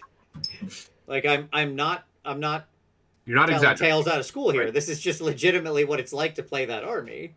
Yeah. And so it can be a very frustrating experience, especially for newer players who don't, or more casual people who just want a fun game. And then in comes this screaming cannibal maniac that's just like blah, blah, blah, blah, that's Pac-Manning your army with a power pellet. Okay. Yeah, I don't know. And I don't know what the solution is, by the way. Probably, I take that back. Just tone that guy down, please, for the love of God. Why does he have 72 rules? He doesn't need all of them. Let's cut some of those. Okay. Yeah. And meanwhile, the rest of the army is meh at best, other than the new hero did. Yeah, absolutely. Like, I think ghouls are pretty cool. I think Vargeists are pretty cool. The Vargulf is pretty cool. Like, all these things feel like they do what they do, and they're in the reasonable space, and are as scary as they should be. Like, super buffed ghouls are real scary, but if you get into them, you can kill a whole bunch of them. Right? Like, Yep. yeah, like, all of that feels correct. It's this one numpty sitting at the top of the pile who's just, he's like a screaming toddler just running around wrecking everything in the house, just pulling everything off of shelves. And you can't control him. He's a whirlwind. That's screaming. He's a drunken toddler. Yes, exactly. Absolutely. Who's breaking all your toys and making you take them off the table. Yeah. And I think that there's so much that I think is fun to explore in the rest of the army. When I mentioned in things like Borgon and Blister Skin and Unchosen, whatever we want to call it, I don't remember what their things are called. What are their actual things called? Doesn't matter. You know what I'm saying. Cabals, I don't know. Sure. The hungry hippos. Cannibal cults. Courts. There you go. That's what they are. Courts. Thank you. Uncourted, yes. Flesh eater courts. That's a good call. You got me on that one, Tom. Boy, really feel like I was missing a trick there. It's literally in the name. Yes, it truly is. Yeah, I don't know. Anybody else? John, what do you think? Anything else? Any other thoughts on FEC? I think the biggest issue that I have, and it is tying into this from a more casual standing point, and even in I played in a number of local, what I call smaller tournaments. We do a fun 1-day thing, three rounds typically. We usually get 10 to 14 of us there. And many of the guys, they like to play. They're not just total noobs, but that screaming toddler runs into you, and it rarely feels fun. And me, as somebody that's want to foster our gaming community and grow it, it's a frustrating thing. And I feel like more times than not, I have to play like emotions coach afterwards to be like, look, man, it's not like, dude, your army is so sweet. Like, it's cool. Just like, don't worry about that crazy drunk guy that screamed into your dudes. Like, don't worry about him. He's not going to always be around, just our games are fun. This is fun. And a lot of times too, when you're in that, before you get to the real competitive side, that's really before you min-max your killer blocks, right? Yeah. It's either big blocks of screens or big blocks of murder hobos or whatever that you take to win. And when you don't have those big blocks, that means the Terrorgeist is even more scary. Yeah, he dominates the table. Yeah. He's at that point, like, there is no answer to him. Yep. Right. Yeah, because that's such a good point. Oftentimes you'll see, especially newer players, they don't have 20 blocks of Hearthguard Berserkers painted, or the 40 pack of whatever, or they haven't maxed everything out yet. The 40 Grimgrass, or not Grimgrass, the 40 Chain Rasps. Sure. Just to eat the hit. Yeah. Yep. They haven't gotten to that point yet because it takes a lot of time. They bought a lot of units because that's the fun thing you do when you're new and you start an army, right? They're like, I want some of these. Like, I've got a buddy who's a Nighthaunt player, and he has like 20 Chain Rasps and 10 Grimghast Reapers and 10 of this and this over here. And he's got some Hex Wraiths, and he likes his army. It's a bunch of different things that he thought was cool. But if I dropped like the angry toddler against him, there's just nothing in that army that's going to kill that angry toddler. Right. You know what I mean? It's just going to go hog wild on his army. Yep. Wouldn't that be awesome if they added, maybe not in every battle tome, but in a number of them, added a battalion that rewarded the just having some of all the cool units? Yeah. Wouldn't that be cool? Like, and they could even do that pretty easily without making it a mega battalion. By actually, like, how, so if you buy the dual boxes now, not only do they give you a battalion for each force, but it's actually a battalion that matches the contents, and it dictates the size of your unit. Right. Yes, right. And one so, unit of 3 Endrin Riggers or something. Right. Oh yeah. Oh, I'm super aware. Yes, it's 3 Endrin Riggers, 3 Wardens, a Endrin Master with Dirigible. Yeah, Endrin Master Dirigible and a gun hauler, which is like the worst numbers of all of those things, but continue. Sure. The point is, yes, we have this tech. You could just write into a battalion that, and then give it some sweet abilities where you got a bunch of min units. I like that idea, John. I agree. All right. So, now shall we tackle the We never talked about Nagash's role in all of this. I thought we'd save him for the final wrap up as part of OBR, the army where he's functional in right now. Yeah. I mean, he's only functional right now in one army, and he's scary as all get out in said army.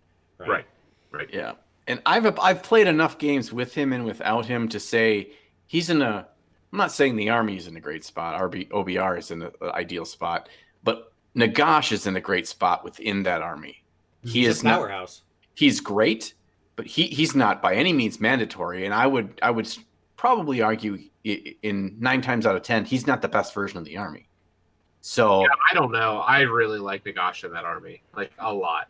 I mean, I think again the best. I don't know best. My favorite version of the army I've seen was Nagash and all the horses. Yep, Nagash and all the horses. Like 0 more tech, just ponies as far as the eye can see. Not in Staliarch Lords because, of course, that's for losers. No, you're. It's obviously Petragash. You're Petragash, so everybody's on 2s and 3s ups. He's giving everybody reroll 1s permanently. Yes, and Nagash just becomes the distraction Carnifex super bully. He teleports forward using protection of Nagash, threatens their whole army, gets right in their line and doesn't care. Meanwhile, your hit him, he teleports away. Exactly, and then meanwhile your 25 horses are threatening the whole board. They're taking every objective and just like ringing every objective with ponies. And he's on a permanent 2-up reroll 1s. Yep. Right. He can heal himself up with magic. I mean, or his own ability. Like I just love that he can cast a spell that's protection of myself on myself. Sure. Glad I made this. It's the most Donald Trump spell in the entire game. It's just like, I'm so great. I'll protect myself from. Look, I'm just saying. He is kind of Donald Trump. Sure. Yes. Look, Mordenkainen certainly cast, or Kanan, however you want to pronounce it, but whatever. That dude clearly used his own mansion, his own dog, his own sword, his own fist. Not wrong. Yep. You know, like he named those spells after himself for a reason. Right. This is just a portable tower, baby. Hey. Yeah, absolutely. He slaps his name on everything. This spell list can hold so much of my name right here. I have my favorite list with Nagash. I run a unit of 10 horses, a couple units of horsey, or a couple units of Mortek Guard because they're just so strong, and then a catapult or 2. I think it's 2. I think I can fit 2 in there, and it's just terribly mean. It's terribly mean. It still straight up loses in certain matchups right now. So. Sure. Just by lack of bodies and board control. You can get that somewhat by being real sneaky with Nagash and your unit of 10 horses. So here's my question. Let's just ask the blunt question. Tom had to step away for a minute, so John, you and I will answer this question. Tom will have no vote. Here we go. Blunt question. Is the current problem with OBR that the obvious? We just need to fix Petrifex. Yes. Like, just break Petrifex, and then, in fact, let's just do this. Let's just do a little thought experiment here. Subtract Petrifex from the book. Okay? That page is now Ipsum Lorem text. It doesn't exist. I'm not replacing it with anything. I'm just literally saying it doesn't exist. Is OBR still, is it fine as an army? Yes. No. Okay? Tell me why. No. It's fine as an army as if just like Nighthaunts are fine as an army. Okay. They technically are able to be tabled, but it's not I don't want to say it's not competitive because there's a version of running Catacross in his Legion. Sure. In the that works. Praetorians, yeah. Yep. That works minus bludgeon, so minus the extra rend on everything, which you can say the 2-up save is what makes the army great. But play that army and you'll realize it's bludgeon that makes the army great. It's the both that makes it great, obviously. Yeah. They're both amazing. It's the fact that both the superior offense and the superior defense. Right. Exactly. We got the best of everything. It feels very lackluster as a book without them. The problem is without Petrifex. The problem is with Petrifex, it's too far the other way. Right. Okay. But you could say the same thing for most battle tomes in the best version of the army when they have a clear winner. Sure. You can say that if you took that out then it would be better. Well, you have to take that out with everybody, not just in a vacuum. Oh, hey, look, I'm more than happy to. There's a couple of tomes I'd love to do a kick-in like that with, where we get in there and go. Tzeentch? Tzeentch being right at the top of the list, as a matter of fact. Where I would be happy to boot one of those things out of there. Okay, but I think we all agree Petrifex is a problem. Fair statement, yes? Yes. None of us are pushing that back. Okay. So we talked before. John, let me ask you a question real quick. Go ahead, go for it. You said the book would have a big issue? Well, let's issue. It would like still be competitive, but yes. No, you said it wouldn't be competitive. It would be Nighthawk competitive. Yeah. So what if Mortec dropped to 120 and your Stalkers and all those guys dropped to 180? Catapult still stayed at 200, but Petrifex disappeared. Is it still problematic? I think if you're saying we could move some points down, yep. Whatever those would be, we could figure out those details later. If you're saying we can move some points around, I think it could definitely be viable, because then I would be excited about things like Null Myriad that could give the middle finger to Tzeentch, which is what we need right now. Sure. Whereas right now it's the shoe is on the other foot, where Tzeentch just gives the middle finger to Petrifex late. And so, but that Null Myriad army wouldn't necessarily just squash Ironjaws or squash, FEC, or it becomes a little bit more balanced, Pokemon types kind of world, right? Sure.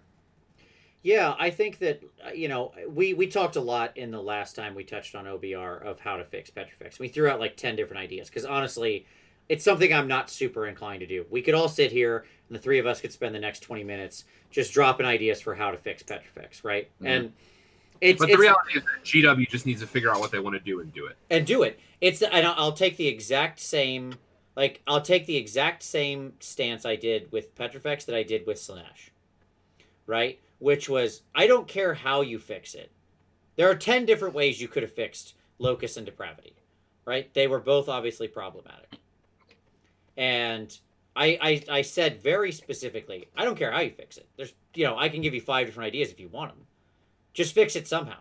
Like, you go do the work now, test which one works the best, try your 5 ideas, and come to me with the best one, right?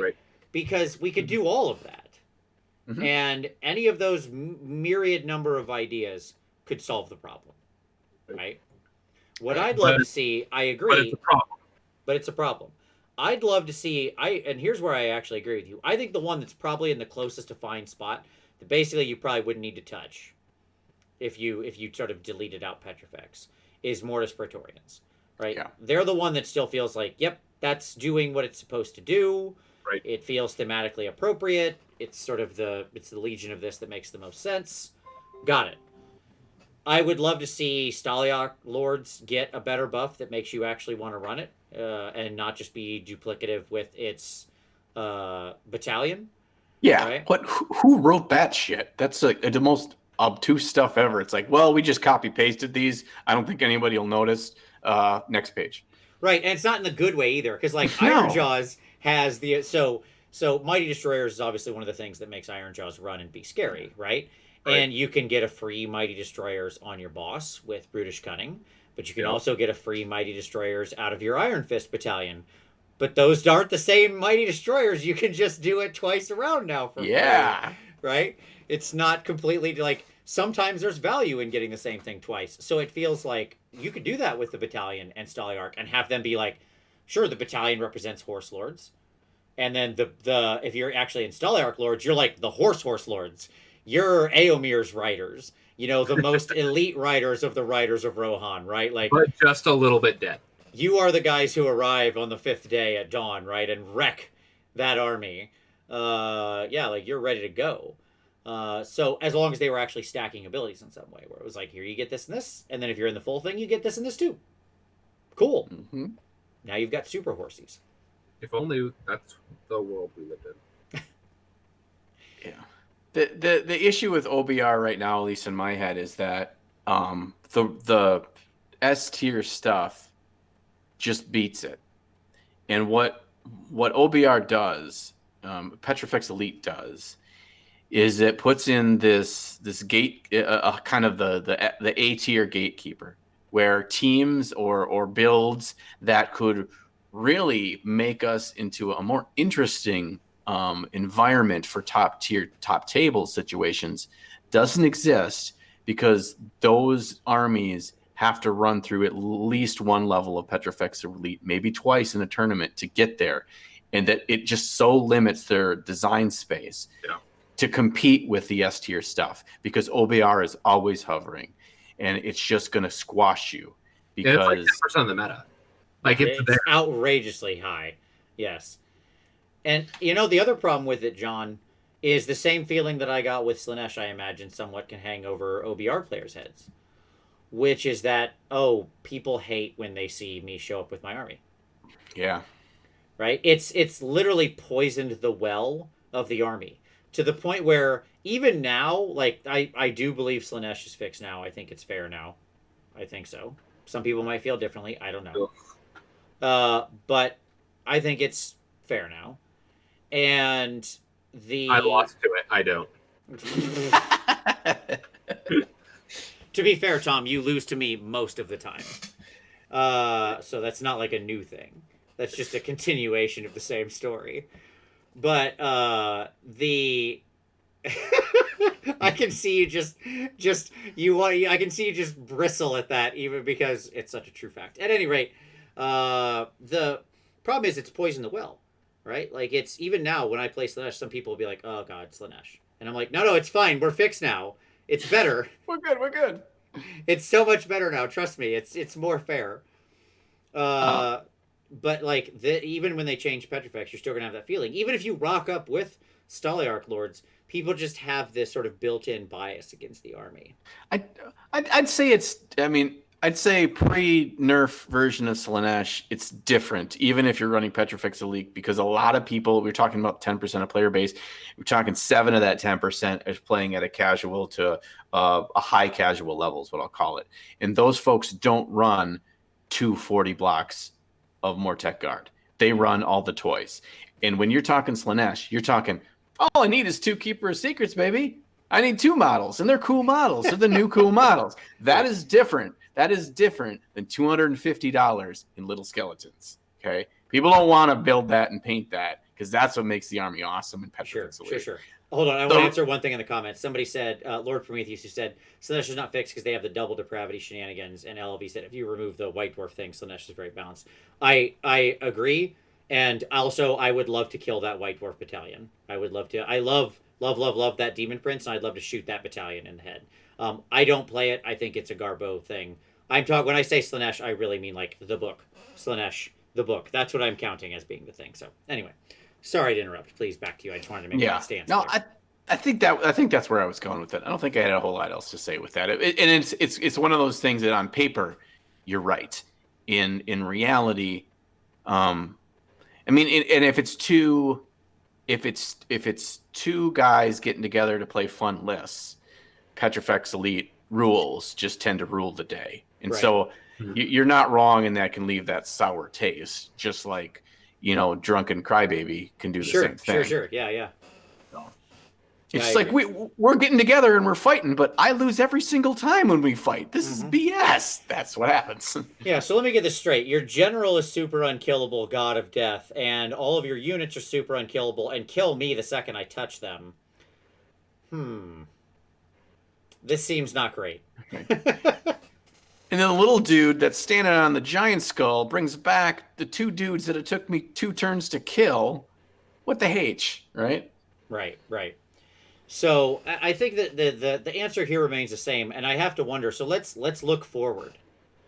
How does this get fixed? Does this come like let's put it this way? What's happening in the summer FAQ? Is this getting changed? Is something getting fixed here? Is this getting addressed? Oh dear God, I wish. The only way that you fix OBR is to smash Petrifex. It is. Because then you can actually play with points. You can't play with the OBR points. Right, when everything has that setting. Right, when everything has that setting, everything is pointed to the optimum, which is Petrifex. Right. So it has. So we're saying that this needs to happen not now. It needs to happen when a general's handbook. Well, no. You're referring to no. general You need handbook. to understand, like, that's not how these cycles work. I mean, it could be. There's no reason it can't. Like they released the summer FAQ and the JHP at the same time. Yes, ideally you get a points adjustment with the correction. But what'll happen is you'll get the correction with no points adjustment. And then once they realize that it's underperforming, then you get your points adjustment. I'm sorry, I was using logic. I apologize. That's how they normally do this. You're right. You're absolutely right. Is that you'll get the nerf and then you'll get the points adjustment. Yes. Sure. Like, because they're not going to reduce points on something that they feel is already overperforming. Absolutely. No, it's what we call the classic Skaven problem, where Skaven came out and they were super they were super underpointed on some of their units, and so all that's happened for the last cycles is the units that were honestly broken and way underpointed kept going up, which again, super fine. Please continue with that. But all the stuff that was garbage and way overpointed hasn't been touched. It just hasn't been touched. It just sits there, and I'm like, come on, man. Can I get some relief on my red ogres over here? I just want to play with these guys. I'm dying over here. Right, and that's the problem. That's what has to happen. Yeah, is that it has to get corrected, and if it doesn't get corrected, then the points are never going to go anywhere. They're not going to make stalkers more playable. Yeah. No. So because that just makes the better thing better. Right. Right. You know, it's just... Right. So I agree. I would love to see this with a, honestly, with the double tap. So, because here's the problem: whenever they power things down, even if it's completely justified, it often has some kind of like negative kickback to it to the people who've invested. Right. The people who you're affecting positively are the people who generally haven't bought the army. Right. Right. Because now they're happier playing against it. They don't get their teeth kicked down the back of their throat. Right. Right. Yeah. And the people playing the army are the ones who are the most negatively affected by it, by a weakening, by a nerf, right? And they're the ones who actually spent the money and who theoretically might invest deeper into the army if you give them reason to, right? So you have to be very careful with this. So to me, yeah, it's got to be a simultaneous thing. You go carrot and stick. I'd love that. The stick is we whap Petrifex real hard, and the carrot is we lower the points on the units now that we don't have to calibrate them for that anymore. Yeah. And Velatron in the comments has a really good point here, and he says, "Are they really so powerful that they need to change things?" And that's you could certainly argue that they're not, because they're not S tier. They're not just taking everything home. What they are is they're an army that's a large percentage of your tournament field, and armies can't win against. And you're right. And so when I said gatekeeper earlier, I meant that they just straight up make a poor play experience, because they narrow down what armies you see at the tournament, because certain ones, like Tom just said, you just won't see because they just squash them. But that doesn't mean that they're winning the tournaments. In fact, that their win rate is not that great. Their win rate as of the time we stopped counting was second, I think, only to Tzeentch when you take out mirror matches. Right. So they're winning pretty well. Yeah. They're strong. They're clearly, here's what I'll say, they're definitely outside the bounds of the fat middle, even construed widely right now. Right. I think with mirrors, LLVs in the stats, and correct me if I'm wrong, but I think they're at like 63 or something like that, which is outside that with the mirrors in there. I think that's what they're at. Yeah. And, that to me is a problem. It's the same reason I'd love to kick Tzeentch in the teeth. You know what I mean? And I do think it's a damage control thing, because when I think that fat middle calibration of 40 to 60 is where we're all comfortable, where we all just some people are still going to complain, but it's kind of at a royal. When things go outside of 60% high or 40% low, Daughters of Cain, Slaanesh. It's almost like there's this mental thing that starts happening where people start having this real negative feeling that just kind of permeates about the army, right? Yeah. So that's what I'll say. I mean, I'll say this. I never, like, in the meta, when I was prepping for Adepticon, like, OBR was not a game I wanted to play. And it's not that I had a bad, like, it was going to be bad for me. I had an answer for what I needed. You know, like, I had answers for what I had to, but it was just not a game I wanted to play. Yeah.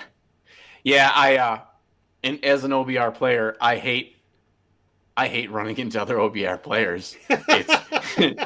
It sucks ass. It's like, all right, am I going to get lucky in my catapult rolls? If I do, I win. If I don't, we're going to flip a coin, and that's the game. And it's just a trudge. So, I agree. So let's just finish out here on Nagash, and I agree with that. And by the way, that is a great shirt you're wearing. Yes, top notch. So let's finish out on Big Papa Nagash. Let's assume we fixed all these armies. Okay. So our Big Daddy, he's got to stay in the game. We've got a beautiful model for him. He's amazing. We're never getting rid of him. He's around now, and I wouldn't want to see him gotten rid of. I love the dude. He's great. Hope hat and all. That's right. So, does he then go into once all these are fixed, does he go into every Death Army? Question 1. John, what do you think? He doesn't go into Flesh Eater Courts. Okay. Because the answer is every Loyalist. Every Loyalist, okay. So we got the Heretics and the Loyalists, gotcha. So I guess when we're coming to Manfred, then there's the question there. Is Manfred still considered a Loyalist or not? Nope. So I would side with nope as well, but everywhere else. Got it. So he can show up in Nighthaunt in the New World. He can show up in our new vampire faction led by Nephi, right? He can show up in obviously in OBR still and all of that. Okay, great. Mm-hmm. So, and here's my next question.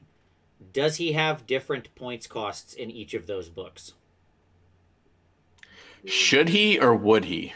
I don't know. Whatever. You answer it how you like. I think that in the way that GW designs, he would have a universal point cost. I think that's poor because you take all your Grand Alliance tomes and you immediately then get to shuffle them in order based on who takes best advantage of Nagash. And I don't like this. Tell ya, I don't like that. In his current form, Nighthaunt would be up at the top. Yeah. It's the world. It's not the world we live in, but it's the world we deserve, Tom. It is. Oh man, man, he is such a solution to Nighthaunt, like just across the board. Sure. Yeah. All right. So I think the answer is you're right. He probably would have, but I would honestly much prefer him to have a points cost set to that specific army. Yeah. Right, where it makes sense with how he's functioning in that, like, because he could be worth, and I'm not talking about huge variance. I'm not saying like he's 400 points in one army and 900 points in a different one, obvi, right? I'm saying like he's 880 here and 820 over here, or 840 over here, or something like that. Exactly. Because otherwise, you're in a design space where you have to point him for the place where he's most powerful, right? And then when you do that, you immediately make everybody else, you throw them down a peg. It's the same thing they did with Grimgrass Reapers. Grimgrass Reapers were a great unit in a struggling army in Nighthaunt, where they were point costed. But then you're like, well, they're in that, and we'll just throw them in Legion of Nagash. Look at you guys get some good stuff as well. Well, they're broken over there, so we gotta increase their points, which makes the Nighthaunt book, which was already struggling, even worse. So it's just a frustrating experience. Right. Totally agree. Okay. So, Tom, how do we set him up for that? Does he just, like, let's do the obvious. He absorbs the entire spell list of whatever allegiance you fielded him in, right? Yep. We all agree with that. John, that makes sense to you? Yep, I'm in with that. He's got all the spells or whatever. You drop him in. If he shows up with the Ghosty Boys, he get ghost spells. If he shows up with the Court of Blood, the Court of Blood, the Cohort of Blood, then he gets all the Cohort of Blood spells, right? Whatever. Okay, great. Easy. That one seems like a slam dunk, right? Yep. All right. He's still Mr. 8 caster, whatever. Yep. And do we give him, he has this command ability he's always had. Oh my gosh. I love it. It's so good. It is what it is. It's this like battle shock immunity, rerolling ones ability, right? Yeah. Not as good as an OBR, but Well, let me make a proposal. Yeah. He gets a special command ability based on whoever he's grouped with. Correct. And he can either, I'll give you two options. One, he can keep his current generic command ability, and then he gets a second one added based on the army he's in. And multiple command abilities is not unprecedented. Which is kind of what he would do already. Like sure. when he moves into, like assuming he's general, when he moves in Legion of whatever, he gains the Legion of Nagash one. If you were to move into Night Haunt generals get a set command ability. Right. Yeah. And so then, but that's just printed on his new war scroll, and where we have a bespoke one to allow him to interact smartly with every army. Right. Yep. Mm-hmm. Okay. So that he's not granting battle shock immunity to OBR. Yeah. Or whatever. Right. We can either remove the old one. Yep. And just have him literally get a bespoke one for what he's doing, and because he would be using a different type of command ability with each different force, right? Yep. Ideally, expressing his will in a unique way to the troops that have manifested here, right? What happens in Grand Alliance with the spells? So if he's in like just Grand Alliance death, like GA death, no bonus spells, just like he gains no bonus spells in any. And no one else gains bonus spells in Grand Alliance Order Destruction. He just doesn't gain anything. Yeah, I agree. Like nobody should be doing those Grand Alliance. Like I'm coming off too strongly. Let me say it this way: GW's design direction has not incentivized soup armies. Sure. Yeah. That's not what they want. They don't want to see Order armies on the table. They want to see Cities armies on the table. Sure. Or they want to see Fireslayer armies on the table. So the fact that Cities armies a year or so ago were doing really, or not Cities army, generic Order armies for the last like 2 years, up until this year, were not doing, or that they were performing well. That was an accident. That wasn't a design decision, and they wanted to reel that in, which is why you got like the Hurricane buff moving from like a +1 to all Order units to +1 to only City units, stuff like that, because they were trying to like bring in the universal buffs out of the Grand Alliance armies. So yes, you can run your soup armies. They're just, the design intent isn't that thing. So when I say that's not, like, that's wrong, I'm talking about design intent. I'm not talking about you putting your models on the table. Sure. Yeah, I mean, there's two main reasons that I think that's the smart move, and that's with what Tom's saying, and which is why they're going to continue that. Number one is a marketing standpoint, which is you're gonna sell more good shit if the new stuff comes out and we get to build an army with all the new cool stuff. That's pretty basic marketing 101. But number two, you're not putting yourself in the crosshairs of a game design and rules standpoint of always having to worry about min-maxing based on this greater pool of resources. So if you allow these Grand Alliances access to too many tools, that's where your balance is just gonna crumble. And so I honestly, they need to keep allowing Grand Alliance to be played so people 100%. Can play. We can play our game. Don't get rid of it. Yep, but you're exactly right. You just keep it very in a box where you don't get all the special bells and whistles. So we make sure our game isn't broken by some combination of rules that we didn't account for in the design phase. Yeah, I think it becomes exactly what it's meant to be. The fun option for people who want to run all of that stuff together. Like, that's what it is, and that's what it's fit to purpose. It's not meant to top table tournaments, and the people who are putting together those Grand Alliance armies, that's not their goal anyways. Right? They put that together because they wanted to be able to run all of their toys. Yep. So they get to keep doing that. And we don't need to worry about like how well we balance Nagash in Grand Alliance death. Like, he's just part of it. There it is. There he's in it. Right. It was an accident that like Grand Alliance Order was doing so well, and it's an accident that some Gits players would rather just run Grand Alliance Destruction because their actual allegiance is trash. Like they get more out of running Grand Alliance Destruction than they do out of Gits. Yeah. I mean, the only thing I could say in this regard is that Death seems to be a little bit of an outlier in this, in that Grand Alliance Death, somehow they all just kind of feel like they belong together. But it's when because it comes, they all report up to the same guy. yeah, and they just feel like you could put them on the same table and they feel as one. But if I've got a table where it's like half my units are fire slayers and the other half are fish elves, it just feels so segregated that it doesn't feel right. But true, it's just an aesthetic thing, though, really. And I should get beyond that. Can I make a comment in like a response to the comments? Somebody said that Brian S said that I think we'll see the Grand Alliance spell lores in this year's GHB. Like, if people are really concerned about the Grand Alliance getting spell lores, there's a really easy solution to this, by the way. Like, super easy solution. You just give them the spell lore of whatever realm that they adhere to. So if it's a Grand Alliance, so if you're Grand Alliance, then you would get the spell. Yeah, you get the spell lore. Like, that's a very easy. It's tech we have. We do that for items already, right? Like, that was the original point, was that you could do that. And so, like, arguably someone would say, but some of the spells for Akshi are so powerful. Yeah, but you're taking a really junky set of Grand Alliance abilities in order to get into those spells. Yeah. So kind of an interesting idea. I've never liked the idea of handing the realm. Like, a lot of people push back and said, well, if I say I'm from a realm, how come I don't get those spells? Right. And I've been very firmly on the side of that was the correct decision they made not to hand that out. Yeah, absolutely. But that being said, that is a really interesting point to be able to do that in the Grand Alliance, where the rest of your rules are sort of so weak that that's the special thing you get. You can be your representative of a collection of that alliance from that realm, not like its home base force under its thing. Yeah. Right. The other thing I would say is that I think that you could even hand it out to, like, allegiance armies, but you'd have to give them as a trade. So instead of Night Haunt spells, you get Shyish spells.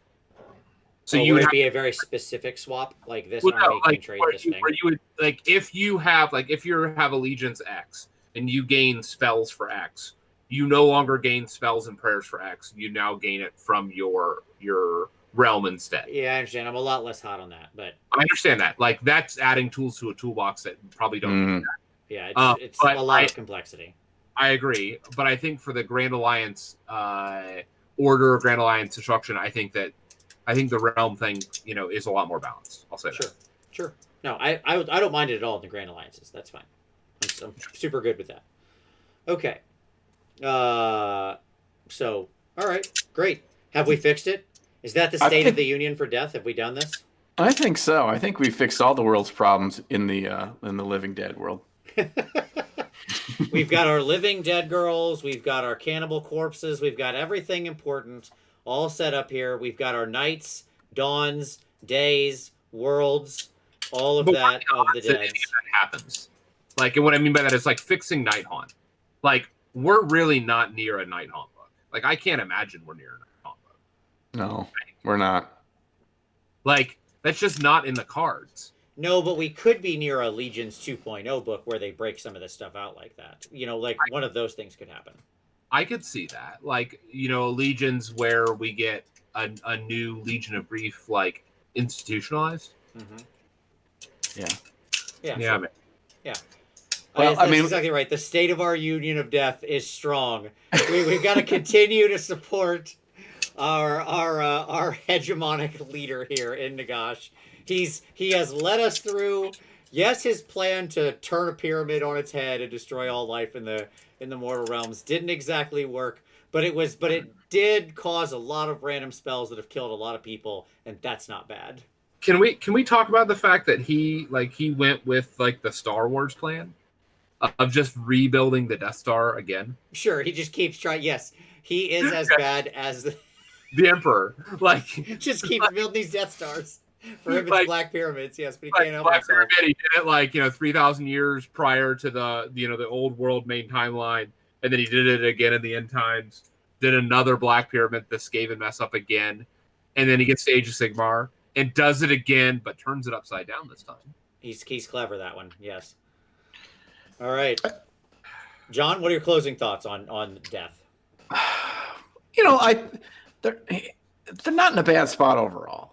I think this is really interesting, and actually I've gotten a lot of really exciting kind of, like, juices flowing about what could be, and I don't think we're far off in any given one of these tangents. from really getting them where they are. Now, a lot of this is under the umbrella of all other of the Grand Alliances would have a similar tweakage as this State of the Union would. Right. And then we'd all be tweaked together. And I'm sure with all the factories being down and all the work being halted and working from home, that everybody at Games Workshop has had all this time to work on this. Let's crack it on rules. Yeah, they're just hammering on every single book and finding those tiny tweaks that they've never been allowed to have the time to do, and now they're doing it. We're going to assume that's all going to happen, in which case, I'm happy. We're going to be where we need to be. Bam. The most depressing thing about this is I'm ready. The GHB was likely finished like 3 months, like the month or so before the pandemic. Like it was probably like sent to print in like February, March for a summer date. And so this pandemic is not like rules are not in the scope. Now the FAQs might be, but the points definitely would not. Sure, the FAQs can get tilted around up until the last minute. Yeah. And I suspect they do, right? Yeah. And let me just say what's most fascinating. Like I am really interested to see what ends up in the new GHB. Because we removed all the allegiance abilities. Well, we'll do a prediction show. We'll do a prediction show. Because that is its own conversation. Yeah. Sure. Yeah.